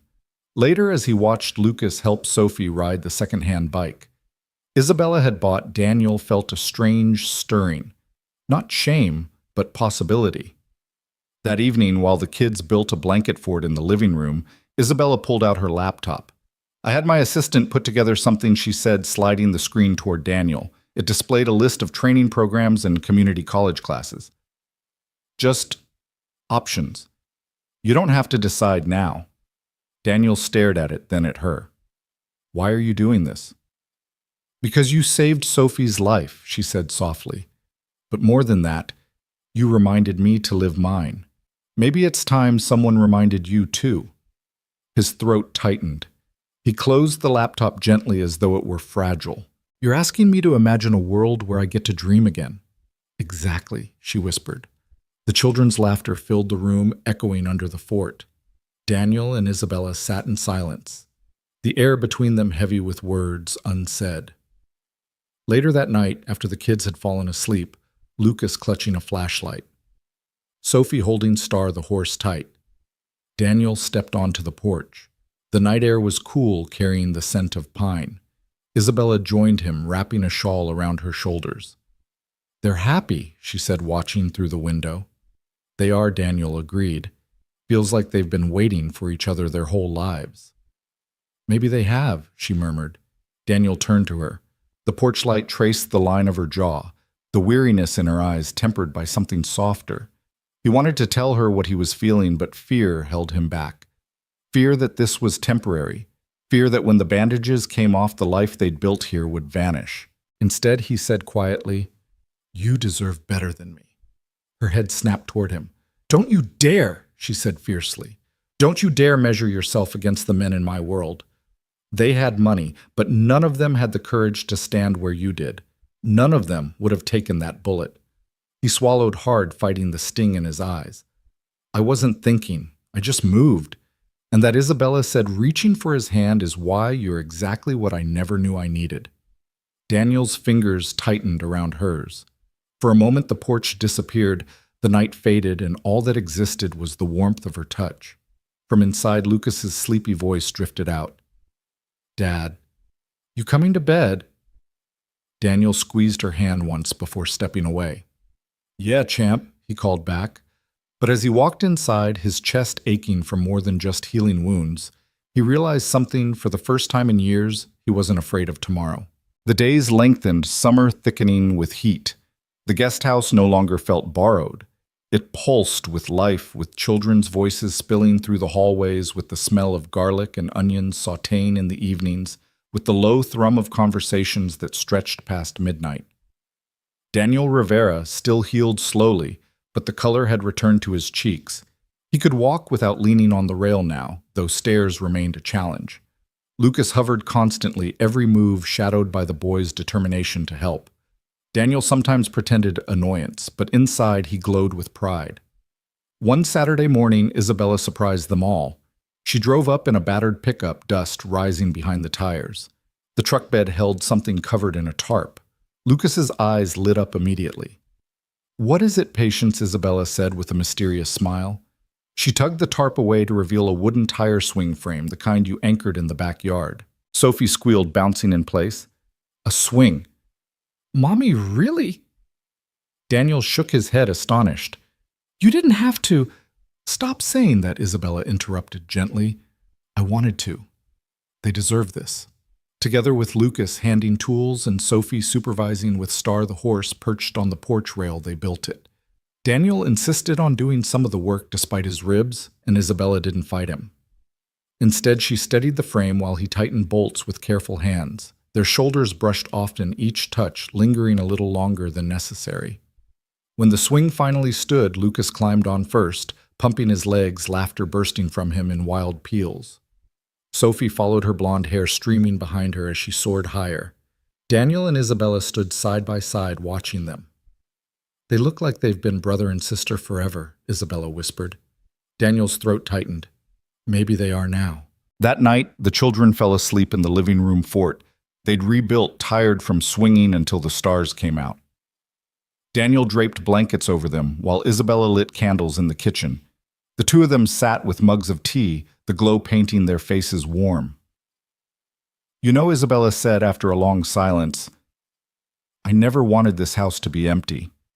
I bought it because I thought maybe one day I'd remember what home feels like. I didn't expect it to happen like this." Daniel studied her. Home isn't walls or windows. It's what fills them. She smiled faintly. "Then maybe you filled mine." The weight of her words settled deep in his chest. He reached across the table, his calloused hand covering hers. She didn't pull away. Before anything more could be said, Lucas's sleepy voice drifted from under the blanket fort. "Dad, did you ever love anyone after Mom?" The question cut like a blade. Daniel froze. Isabella looked away quickly, giving him privacy he hadn't asked for. Daniel cleared his throat. "No champ, not after her." He hesitated, then added softly, "But love, it doesn't always come once. Sometimes it sneaks back when you least expect it." There was quiet from the fort. Then Lucas murmured, "Good, 'cause I think maybe you should." Daniel swallowed hard, meeting Isabella's eyes across the table. Her gaze was tender, unguarded, shimmering in the candlelight. Later, when the children were tucked properly into their beds, Isabella lingered by the doorway. "Lucas is wise beyond his years," she whispered. "He's had to be," Daniel admitted. "Too much too soon." She touched his arm lightly. "Then let's give him a childhood back. Both of them." The house fell quiet after she left for the night, but Daniel lay awake long after replaying her words. For the first time since Elena's death, he let himself imagine a future not defined by loss, but by love rediscovered. And though the thought terrified him, it also felt like breathing clean air after years underground. By morning, the house smelled like cinnamon and dish soap, the quiet, clean kind of morning that feels earned. Daniel woke before the children, his ribs no longer screaming, just murmuring their constant reminder. He dressed slowly and padded down the hall, pausing at Lucas's doorway. The boy slept tangled in sheets, one arm flung over his face, flashlight still on the pillow beside him. Down the hall, Sophie lay diagonally across her small bed. Star, the plastic horse, tucked beneath her chin like a secret.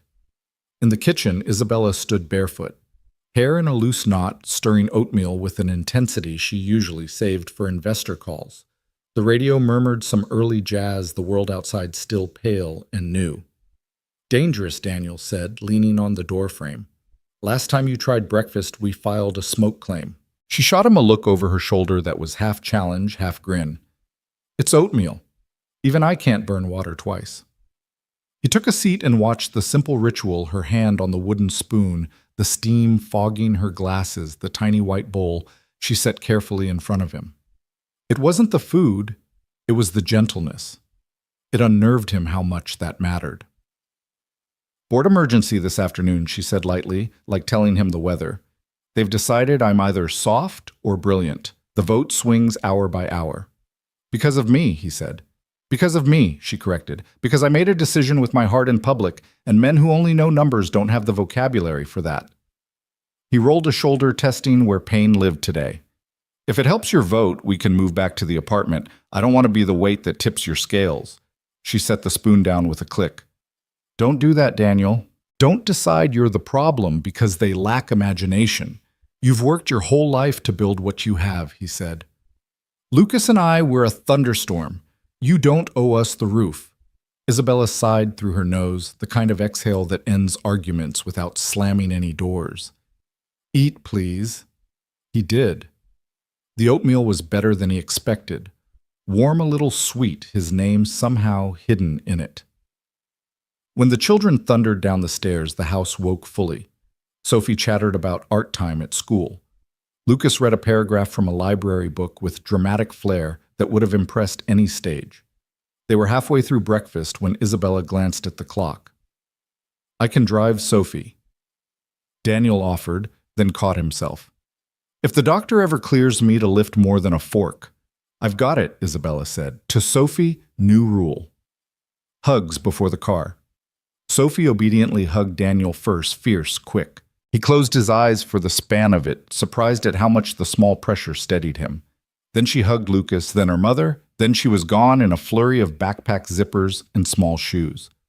After the front door closed, Lucas hovered near the sink, rearranging cups that didn't need rearranging.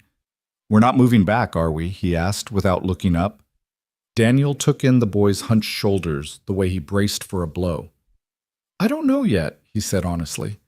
"I like it here," Lucas said. "Sophie likes it too. And Ms. Isabella? She laughs more. It sounds real." Daniel scrubbed a hand over his jaw. "If we leave, it won't be because we like it less. It'll be because it's right." Lucas nodded, but his mouth pinched. Right didn't always mean fair. Isabella returned with the soft slam of the front door. "Drop-off success," she reported. "Sophie thinks her macaroni necklace will sell out at the class art show." "Clearly, your child," Daniel said, and she laughed, tipping her head back so light caught on her throat. Before noon, Detective Armand called. "Quick update," he said. "Shooter's arraignment moved up. Lawyers going to push for bail citing community ties. We'll counter with the violence of the offense and flight risk, but I don't want you blindsided if a number gets stamped today." Daniel's stomach tightened. "What if he walks?" "Then my team circles tighter," Armand said. "And you do what you've been doing, stay smart." After the call, Daniel stared at his hands. He could feel the old impulse act fix run at the problem until it disintegrated. His body wouldn't let him. Pride bristled. Fear steadied it. Isabella placed a glass of water in front of him. "We will manage whatever comes." "How do you sound so certain all the time?" he asked. "I don't," she said. "I choose to. It's the one thing I can control." By early afternoon, the house felt like a stage set for two different plays, the soft domestic one and the corporate knife fight. Isabella changed into a blazer that made Daniel's chest go oddly tight and tied her hair into a neat line. She stood in the doorway before she left for the board meeting, eyes on him. "If I come back with bruises, they'll be invisible," she said. "I don't want you to worry." "I will anyway," he said. "Take Nate, always."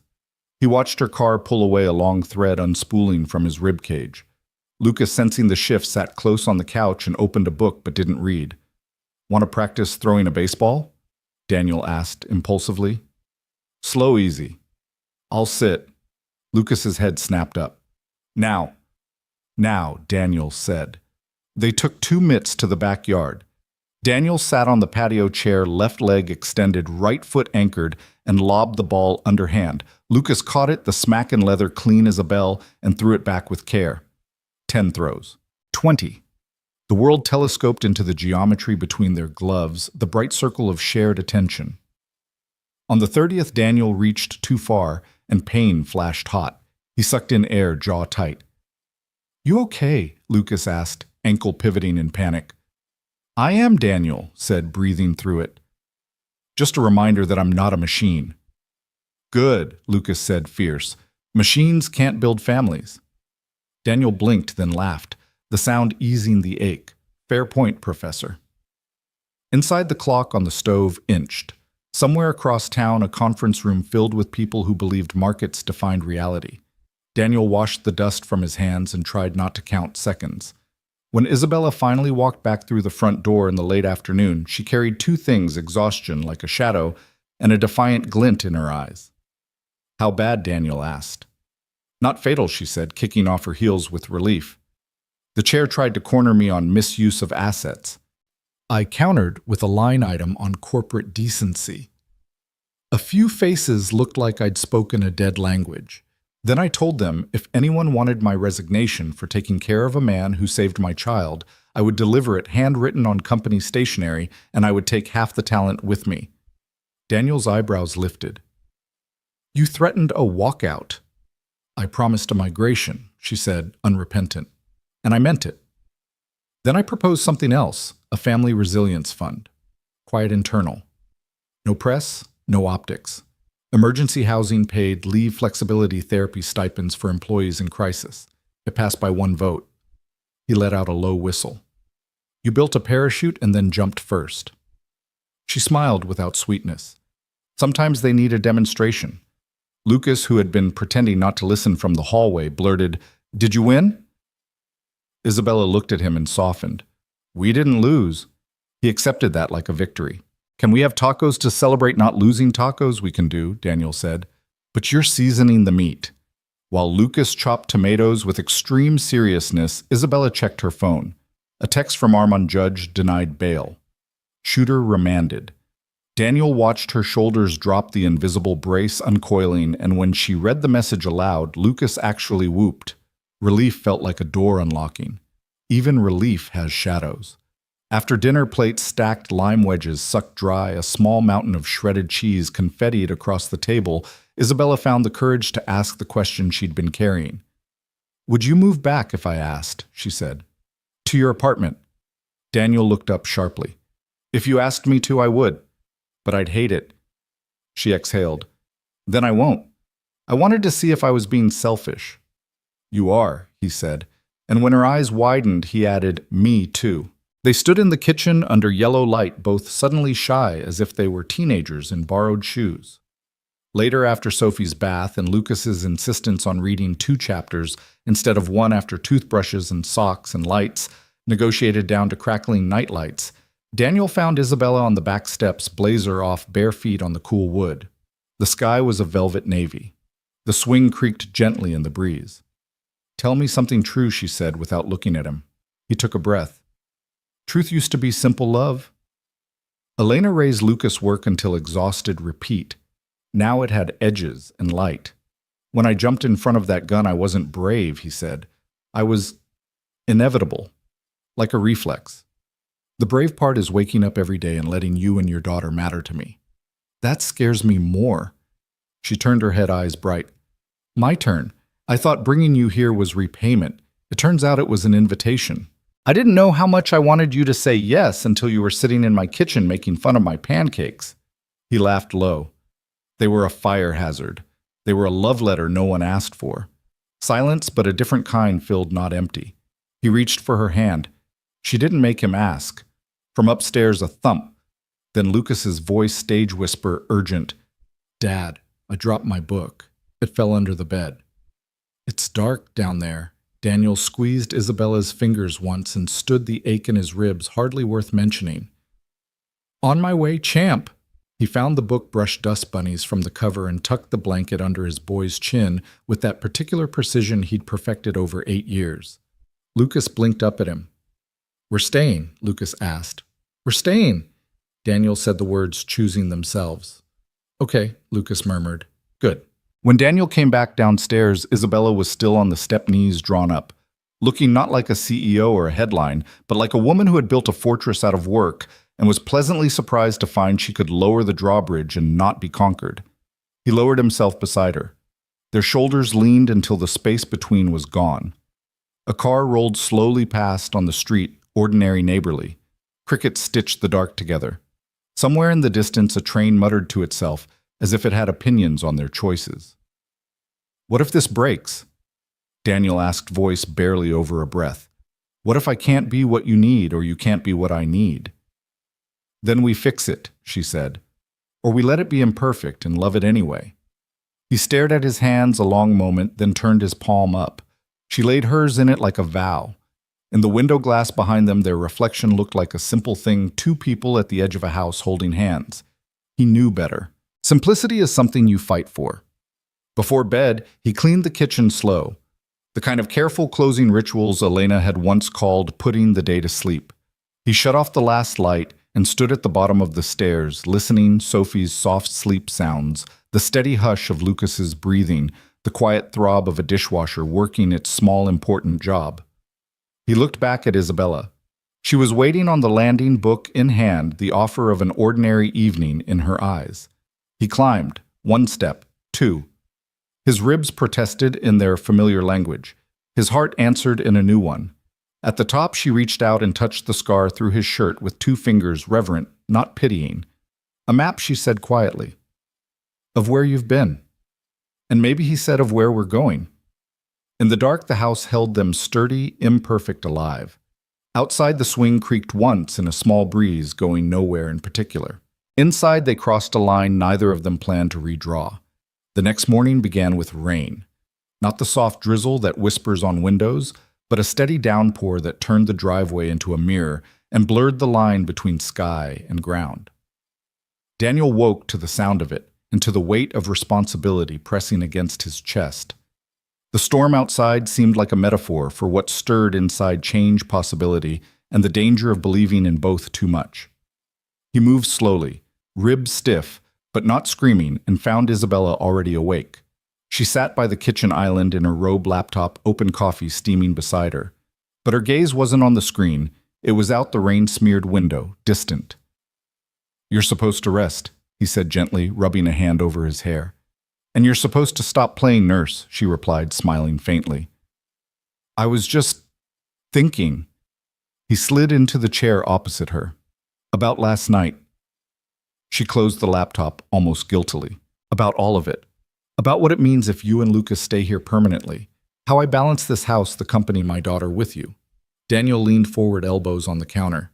"Balance isn't your favorite word, is it?" "No," she admitted, "but it's yours. I watch you juggle pain, fatherhood, and humility as if it's second nature. Humility comes cheap when your son reminds you daily you're not as funny as you think." Her laugh was soft, genuine. "He adores you. Don't you dare forget it." Before the conversation could deepen, Lucas barreled into the kitchen, hair-messy socks sliding on tile. "Dad, Ms. Isabella Sophie says we can build a fort today since it's raining." Sophie followed, dragging a blanket nearly twice her size. "And we need cereal boxes for the walls." "Strong walls," she added seriously. Isabella glanced at Daniel with a raised brow. "Your call, Commander." "Fort duty accepted," Daniel said, ruffling Lucas's hair. "But every good fortress needs supplies, snacks, pillows, flashlights. Move out."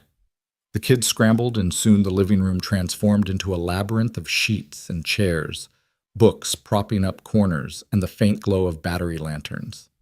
Isabella crawled halfway inside her designer robe, brushing against couch cushions, and Daniel thought it might be the most disarming sight he'd ever witnessed. Inside the fort, Sophie whispered, "This is the safest place in the world." "Right, Daddy." Daniel's throat tightened, but Lucas answered first. "Yeah. As long as he's here, it is." Daniel ducked his head, hiding the sting in his eyes. He met Isabella's gaze across the dim space, and in her expression, he saw the same truth: they were building something bigger than blankets. By noon, the storm eased, but the day had already settled into a cocoon. Daniel helped with lunch, grilled cheese, cut diagonally, tomato soup steaming in bowls. The kids dipped and slurped, giggling at stringy cheese strands. Isabella moved among them with a softness Daniel hadn't seen before, as if she'd traded her armor for something lighter. When Sophie and Lucas settled down with a board game, Isabella pulled Daniel aside. "I have to tell you something. The board chair called me this morning."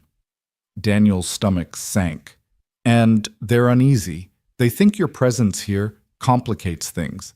The optics, the liability. He asked me," she hesitated, biting her lip. "He asked me to distance myself until the trial concludes." Daniel stiffened. "So it's official. I'm bad for your brand. Don't say it like that. How else should I say it?"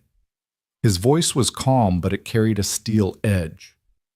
"I got shot because someone pointed a gun at your daughter, and now I'm a liability." Her eyes glistened, but she didn't look away. "They don't see what I see. They don't sit in this house and hear Sophie laugh again. They don't watch Lucas blossom because he feels safe. They only see numbers and headlines." Daniel exhaled, leaning against the counter. "So what's your answer?" I told them no. Her voice was sharp, almost defiant. "I said if they wanted to replace me, they'd have to put it in writing. I'm done living in fear of optics." His chest loosened at her words, though the ache of being unwanted still gnawed. "You didn't have to fight for me. I wasn't fighting for you, Daniel. I was fighting for us." The words lingered like a bell. He wanted to hold on to them, but before he could reply, Lucas shouted from the living room. "Dad, your turn." Daniel went, because some calls can't wait. The afternoon blurred with small joys. Sophie painted with watercolors Lucas constructed. Lego skyscrapers. Isabella actually took a nap on the couch with a blanket tucked under her chin. Daniel sat nearby, sketching in the notebook he hadn't touched since Elena's death. His hand moved awkwardly at first, but soon lines took shape. Sophie's braids, Lucas's grin, Isabella's profile softened by sleep. He closed the notebook quickly when Lucas leaned over, but the boy caught a glimpse. "That's us?" he asked, eyes wide. Daniel nodded. Practice sketches. Lucas grinned proud. You should show Ms. Isabella. She'll love it. But Daniel wasn't ready. Some things were too raw, too vulnerable. Evening fell with the scent of rain still clinging to the world.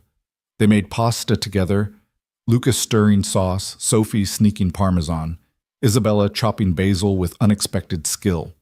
They ate at the long table, candles flickering as if it were a celebration. After dinner, as the children climbed upstairs for bedtime stories, Isabella lingered at the sink beside Daniel, their hands brushed while rinsing plates, small but electric. You know what scares me? She asked softly. Plenty of things, he said. But tell me your top one. That I've built an empire and might lose it because I chose this. She gestured vaguely, him, the children, the home they were making. Daniel dried his hands, looking at her with steady eyes. Empires crumble, Isabella, but if you've got people to stand with you when the dust clears, that's not a loss. She swallowed, lips parting, like she wanted to argue, but didn't. Later in the quiet of night, Daniel tucked Lucas in. Dad, the boy whispered, if they make us leave, can we come back someday? Daniel sat on the edge of the bed, smoothing the blanket. We're not leaving yet. And if we do, I'll find a way back. Lucas nodded, eyes heavy with trust. Downstairs, Isabella stood by the window watching the storm clouds break to reveal a sliver of moon. Daniel joined her, and for a moment neither spoke. They didn't need to. The rain had stopped, but something new had started, fragile and fierce at once. The following week began with tension no one could quite name, like the air before lightning strikes. The house was full of laughter one moment, and the next it was heavy with unspoken worries. Daniel could feel it pressing against him each time the phone rang for Isabella, each time she stepped onto the porch to take a call with her board. One evening, after Sophie had gone to bed and Lucas was brushing his teeth upstairs, Isabella sat at the kitchen table with a glass of red wine.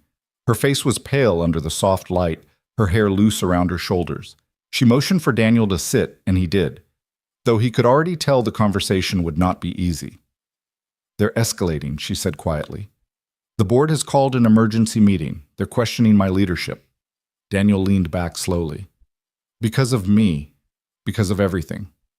Because I've made decisions they don't understand. Because I've let the company run itself these last weeks while I focused here. Her hand trembled slightly as she set the glass down. They want reassurance that my priorities are still aligned with theirs. Daniel's jaw tightened. So they want you to prove you can choose the company over your daughter. Over us. Isabella met his eyes. That's exactly what they want.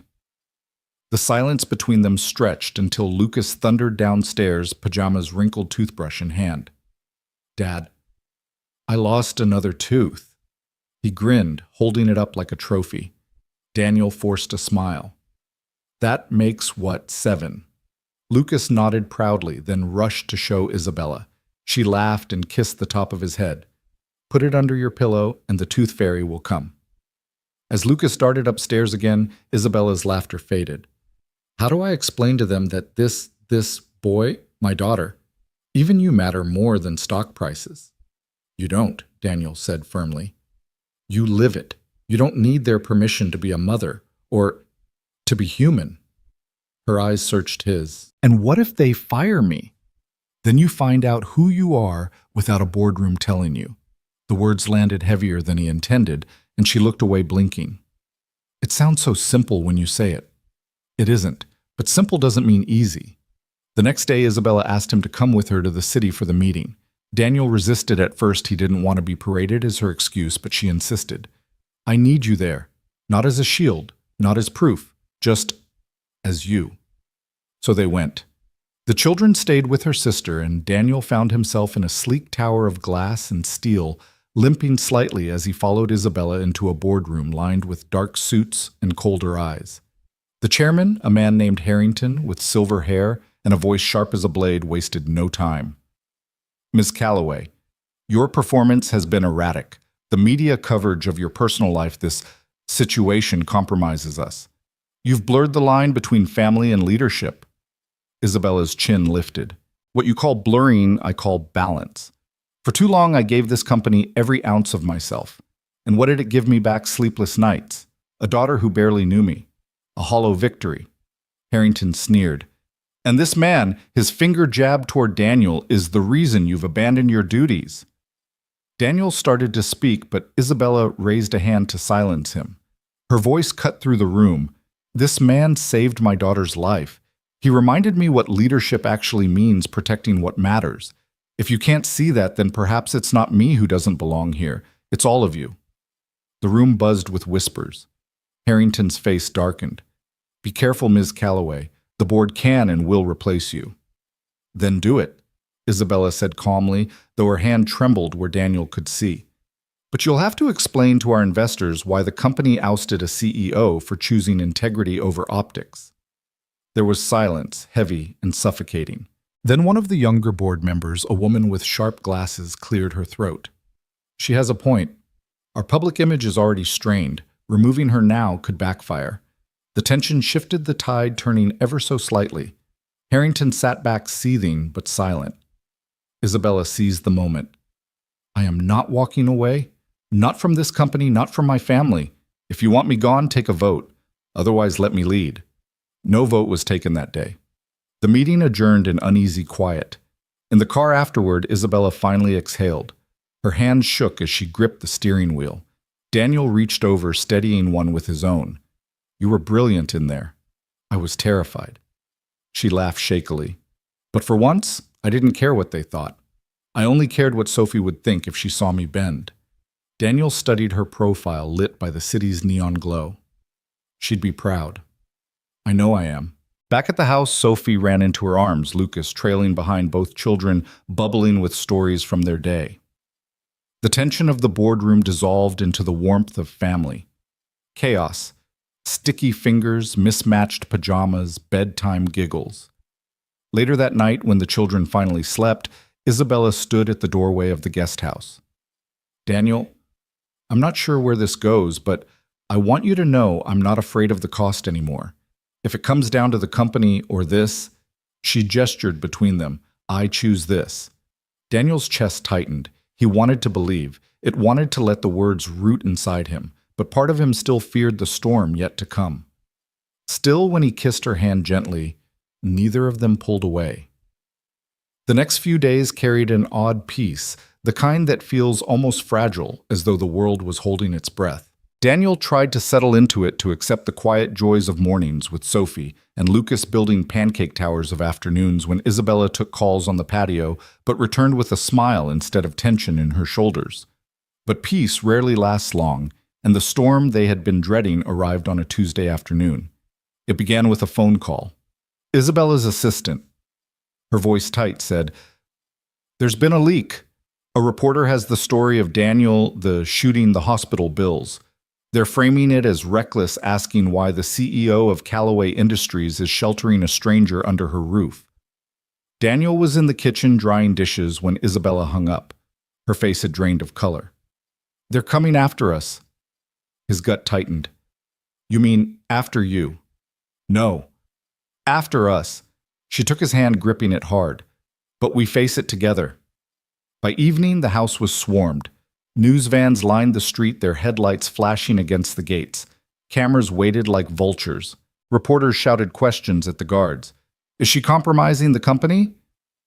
Who is the mysterious man? What's his past? Lucas peeked out the window, eyes wide. Dad, why are there so many people? Daniel crouched beside him. Because adults like to talk about things they don't understand. Sophie clung to Isabella's side. Are they mad at you, Mommy? Isabella stroked her daughter's hair. They can be mad at me all they want, sweetheart, but they don't get to touch what matters here.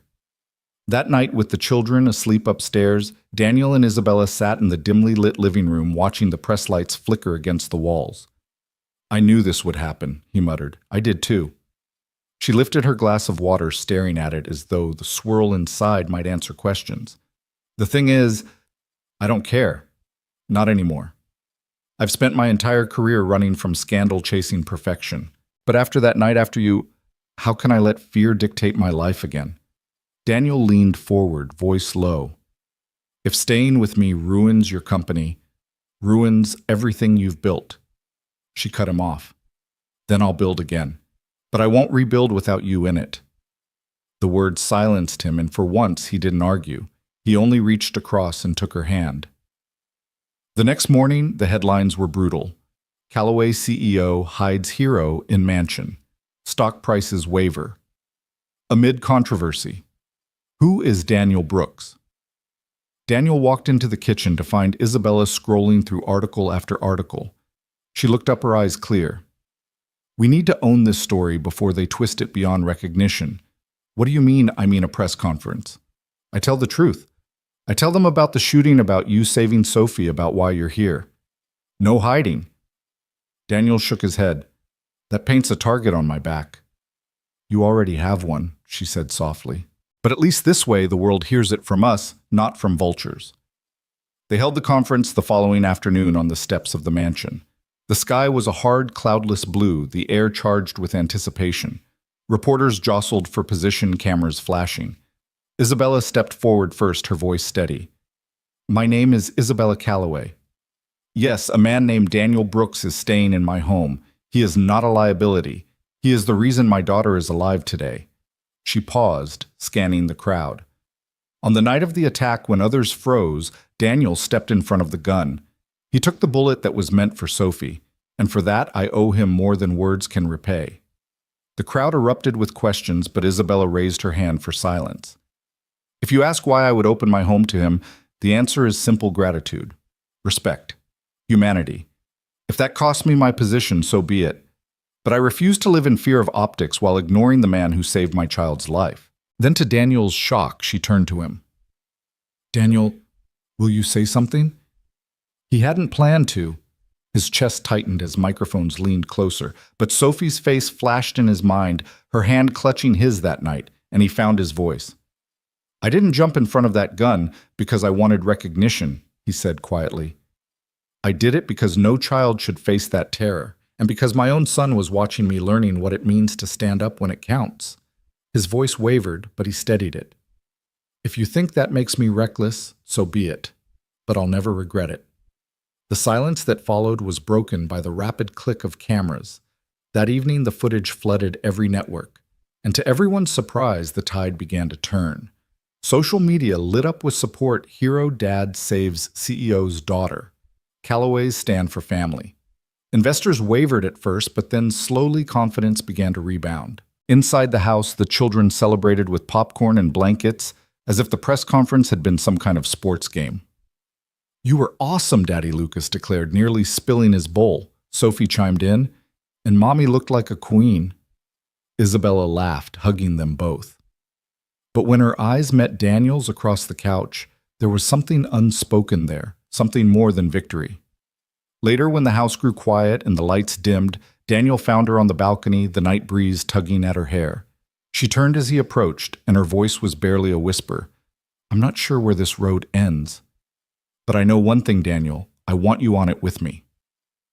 For the first time since the shooting, Daniel allowed himself to believe in the possibility of a future not defined by scars, but by choices. And maybe, just maybe, he was ready to choose too. 1 year after the gunshot cracked through Miller's Market, the scar on Daniel Rivera's chest had faded to a pale crescent, a quiet map line.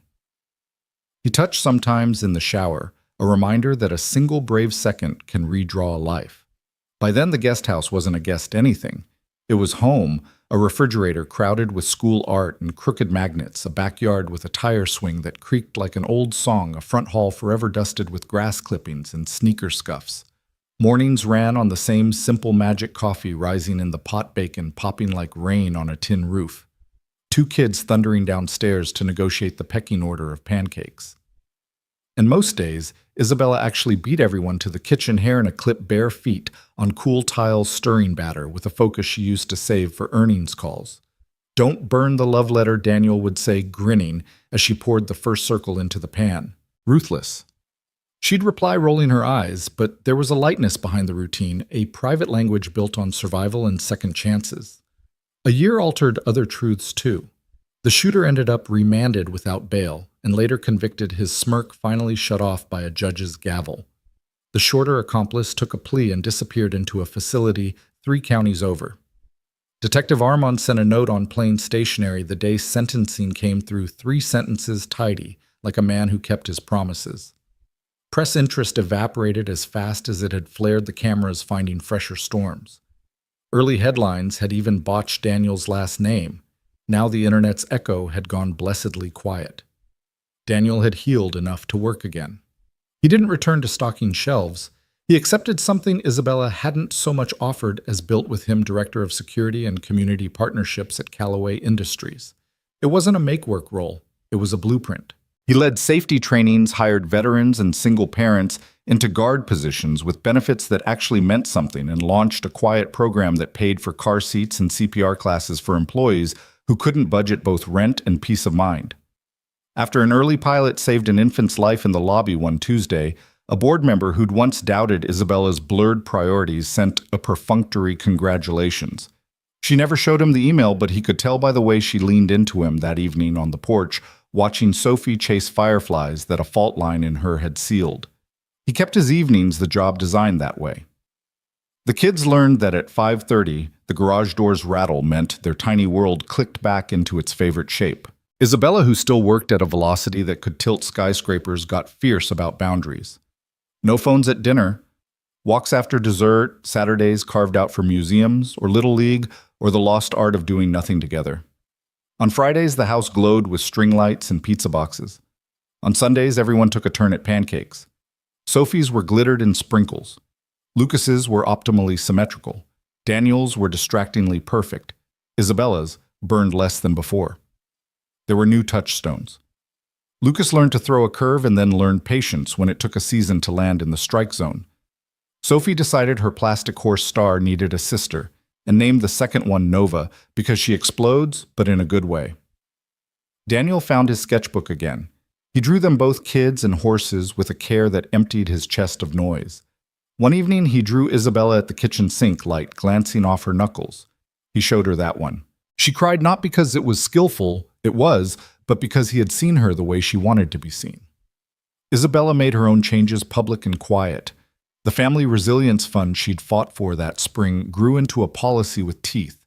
An hourly employee whose wife landed in the ICU didn't lose a paycheck. A young engineer got her therapist covered after a miscarriage. A warehouse foreman took 3 weeks to stabilize a brother's addiction without explaining himself to a spreadsheet. The board didn't collapse, the stock didn't tank, the sky didn't fall. Investors adjusted to a return that included decency. Harrington retired early for health reasons and a sudden desire to pursue board work elsewhere. The younger member with sharp glasses voted with Isabella more often than not, then started bringing her coffee before meetings without comment. The company's Christmas party had childcare and quiet rooms, and nobody made a hero speech. Still, when Daniel stopped by the office, he noticed people standing a little taller. He wasn't sure if that was culture or gravity finally working like it should. On the anniversary itself, a blue Saturday with a nip of fall in the air, they drove back to Miller's Market. No motorcade, no press, just the four of them in the familiar sedan windows down radio low. Lucas narrated landmarks like a sports announcer. Sophie wore a sundress and sneakers and clutched both Star and Nova because sometimes sisters need backup. Isabella kept one hand on the wheel and one folded on Daniel's knee, the whole ride a quiet tether. Inside the shop, little had changed. The bell still chimed too cheerfully, the fluorescent lights buzzed, the freezer hummed like a reliable old man. What had changed hung behind the counter. Mr. Miller had framed a newspaper clipping with a headline so bold it still made Daniel flinch: "Local father saves child in robbery." A photo beneath it showed 3 blurred figures: the man on the floor, the boy grasping his hand, the woman with a phone she had finally dropped. Mr. Miller had added a ribbon of handwritten words along the bottom. Some days we sell milk. Some days we sell proof that people are good. Mr. Rivera. Mr. Miller called voice catching in the gear between laugh and cry.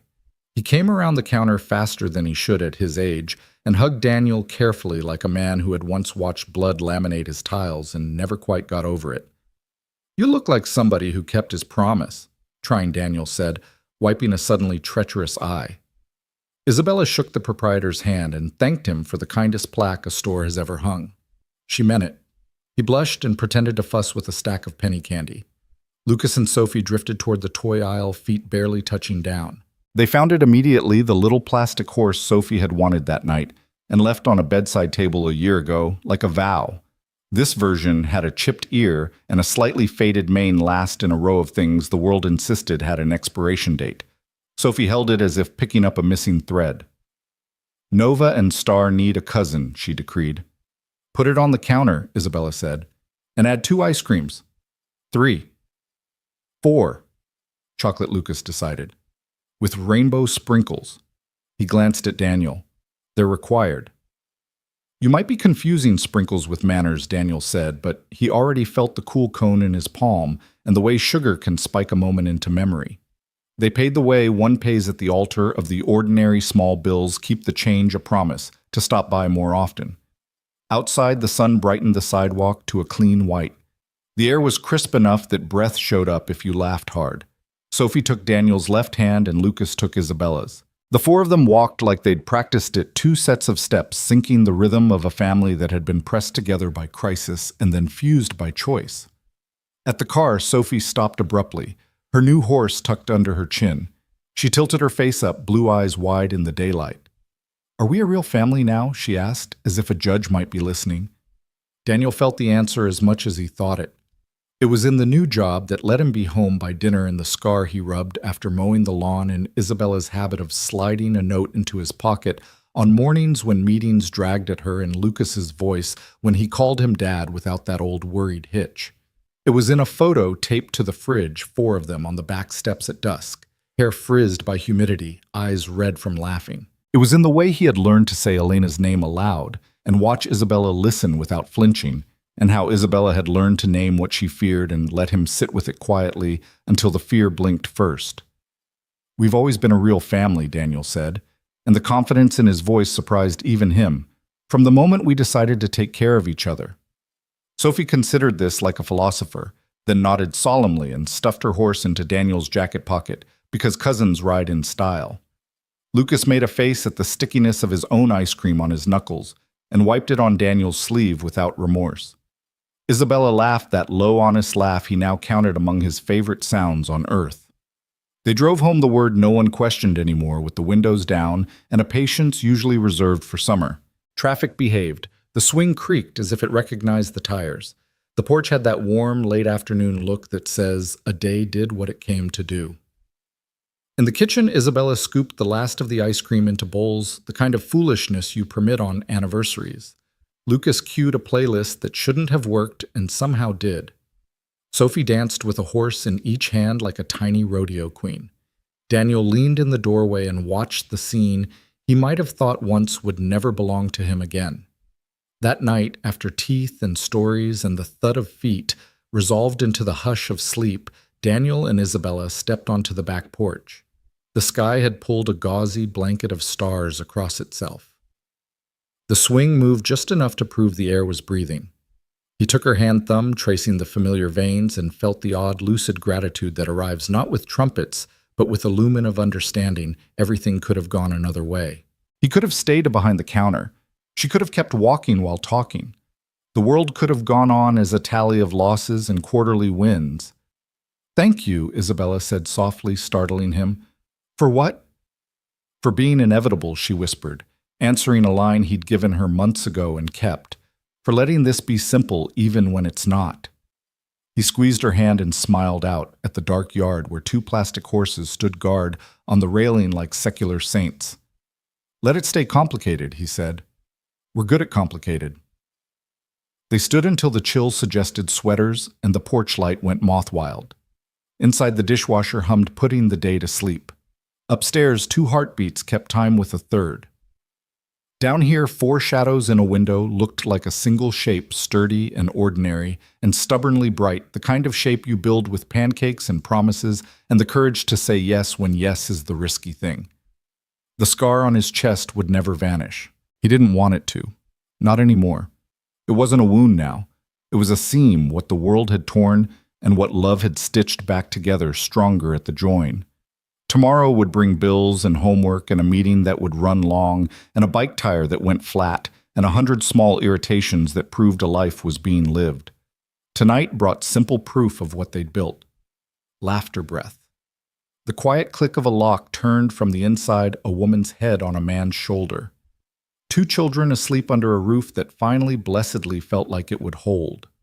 On the kitchen table under the soft cone of a lamp, Mr. Miller's framed clipping leaned against a vase.